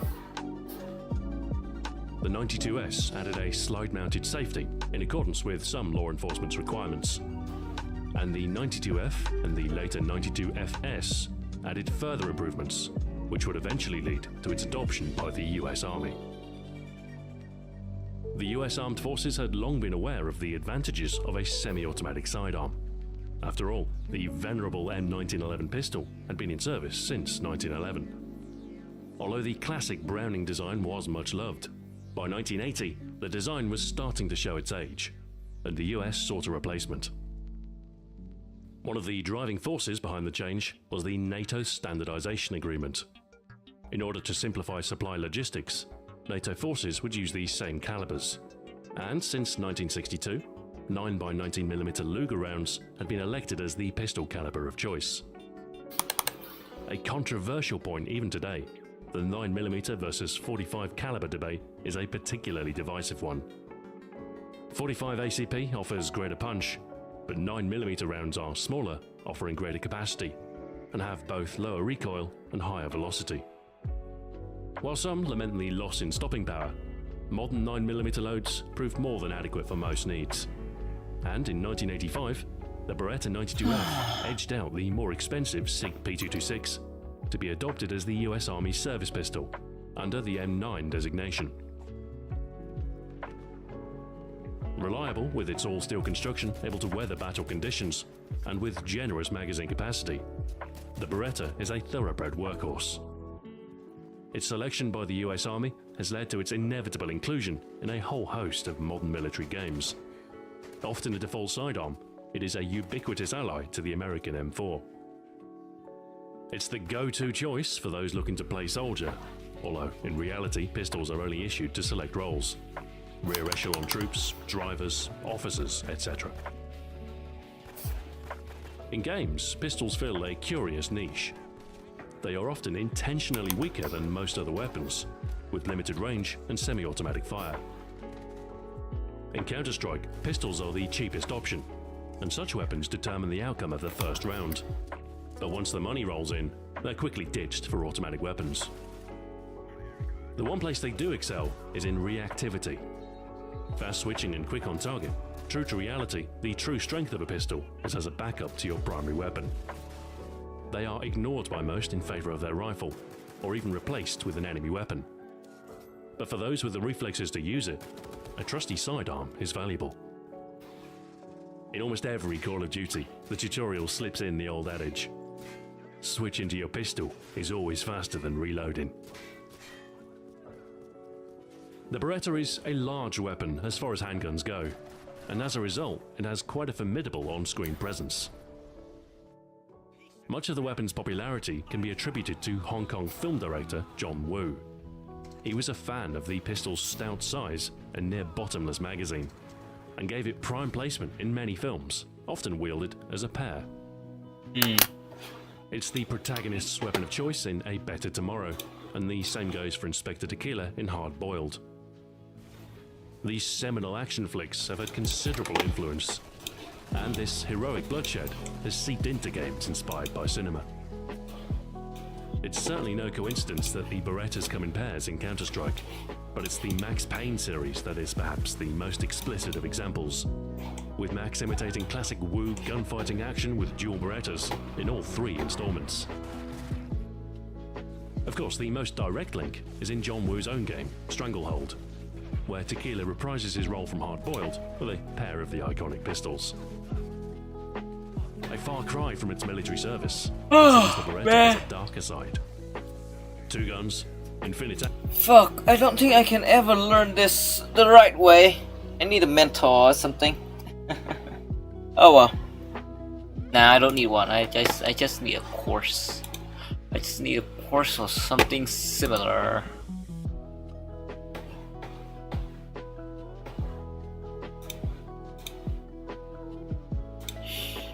Yeah, man. Alright. I think that's enough for one day. I think I'll call it a day for now. I'll do some traditional later. On my notebook. I think that's called a notebook. I don't know. Anyway. I have a shit ton of sketchbook to go, so. Anyway. Thank you everyone watching. Thank you everyone for watching this showcase too. Thank you Evolution 3P, Omnation. Thank you Lob Dragon. Thank you AdoND. Thank you Loud Roverworks. Thank you Kira. Thank you Derby. Thank you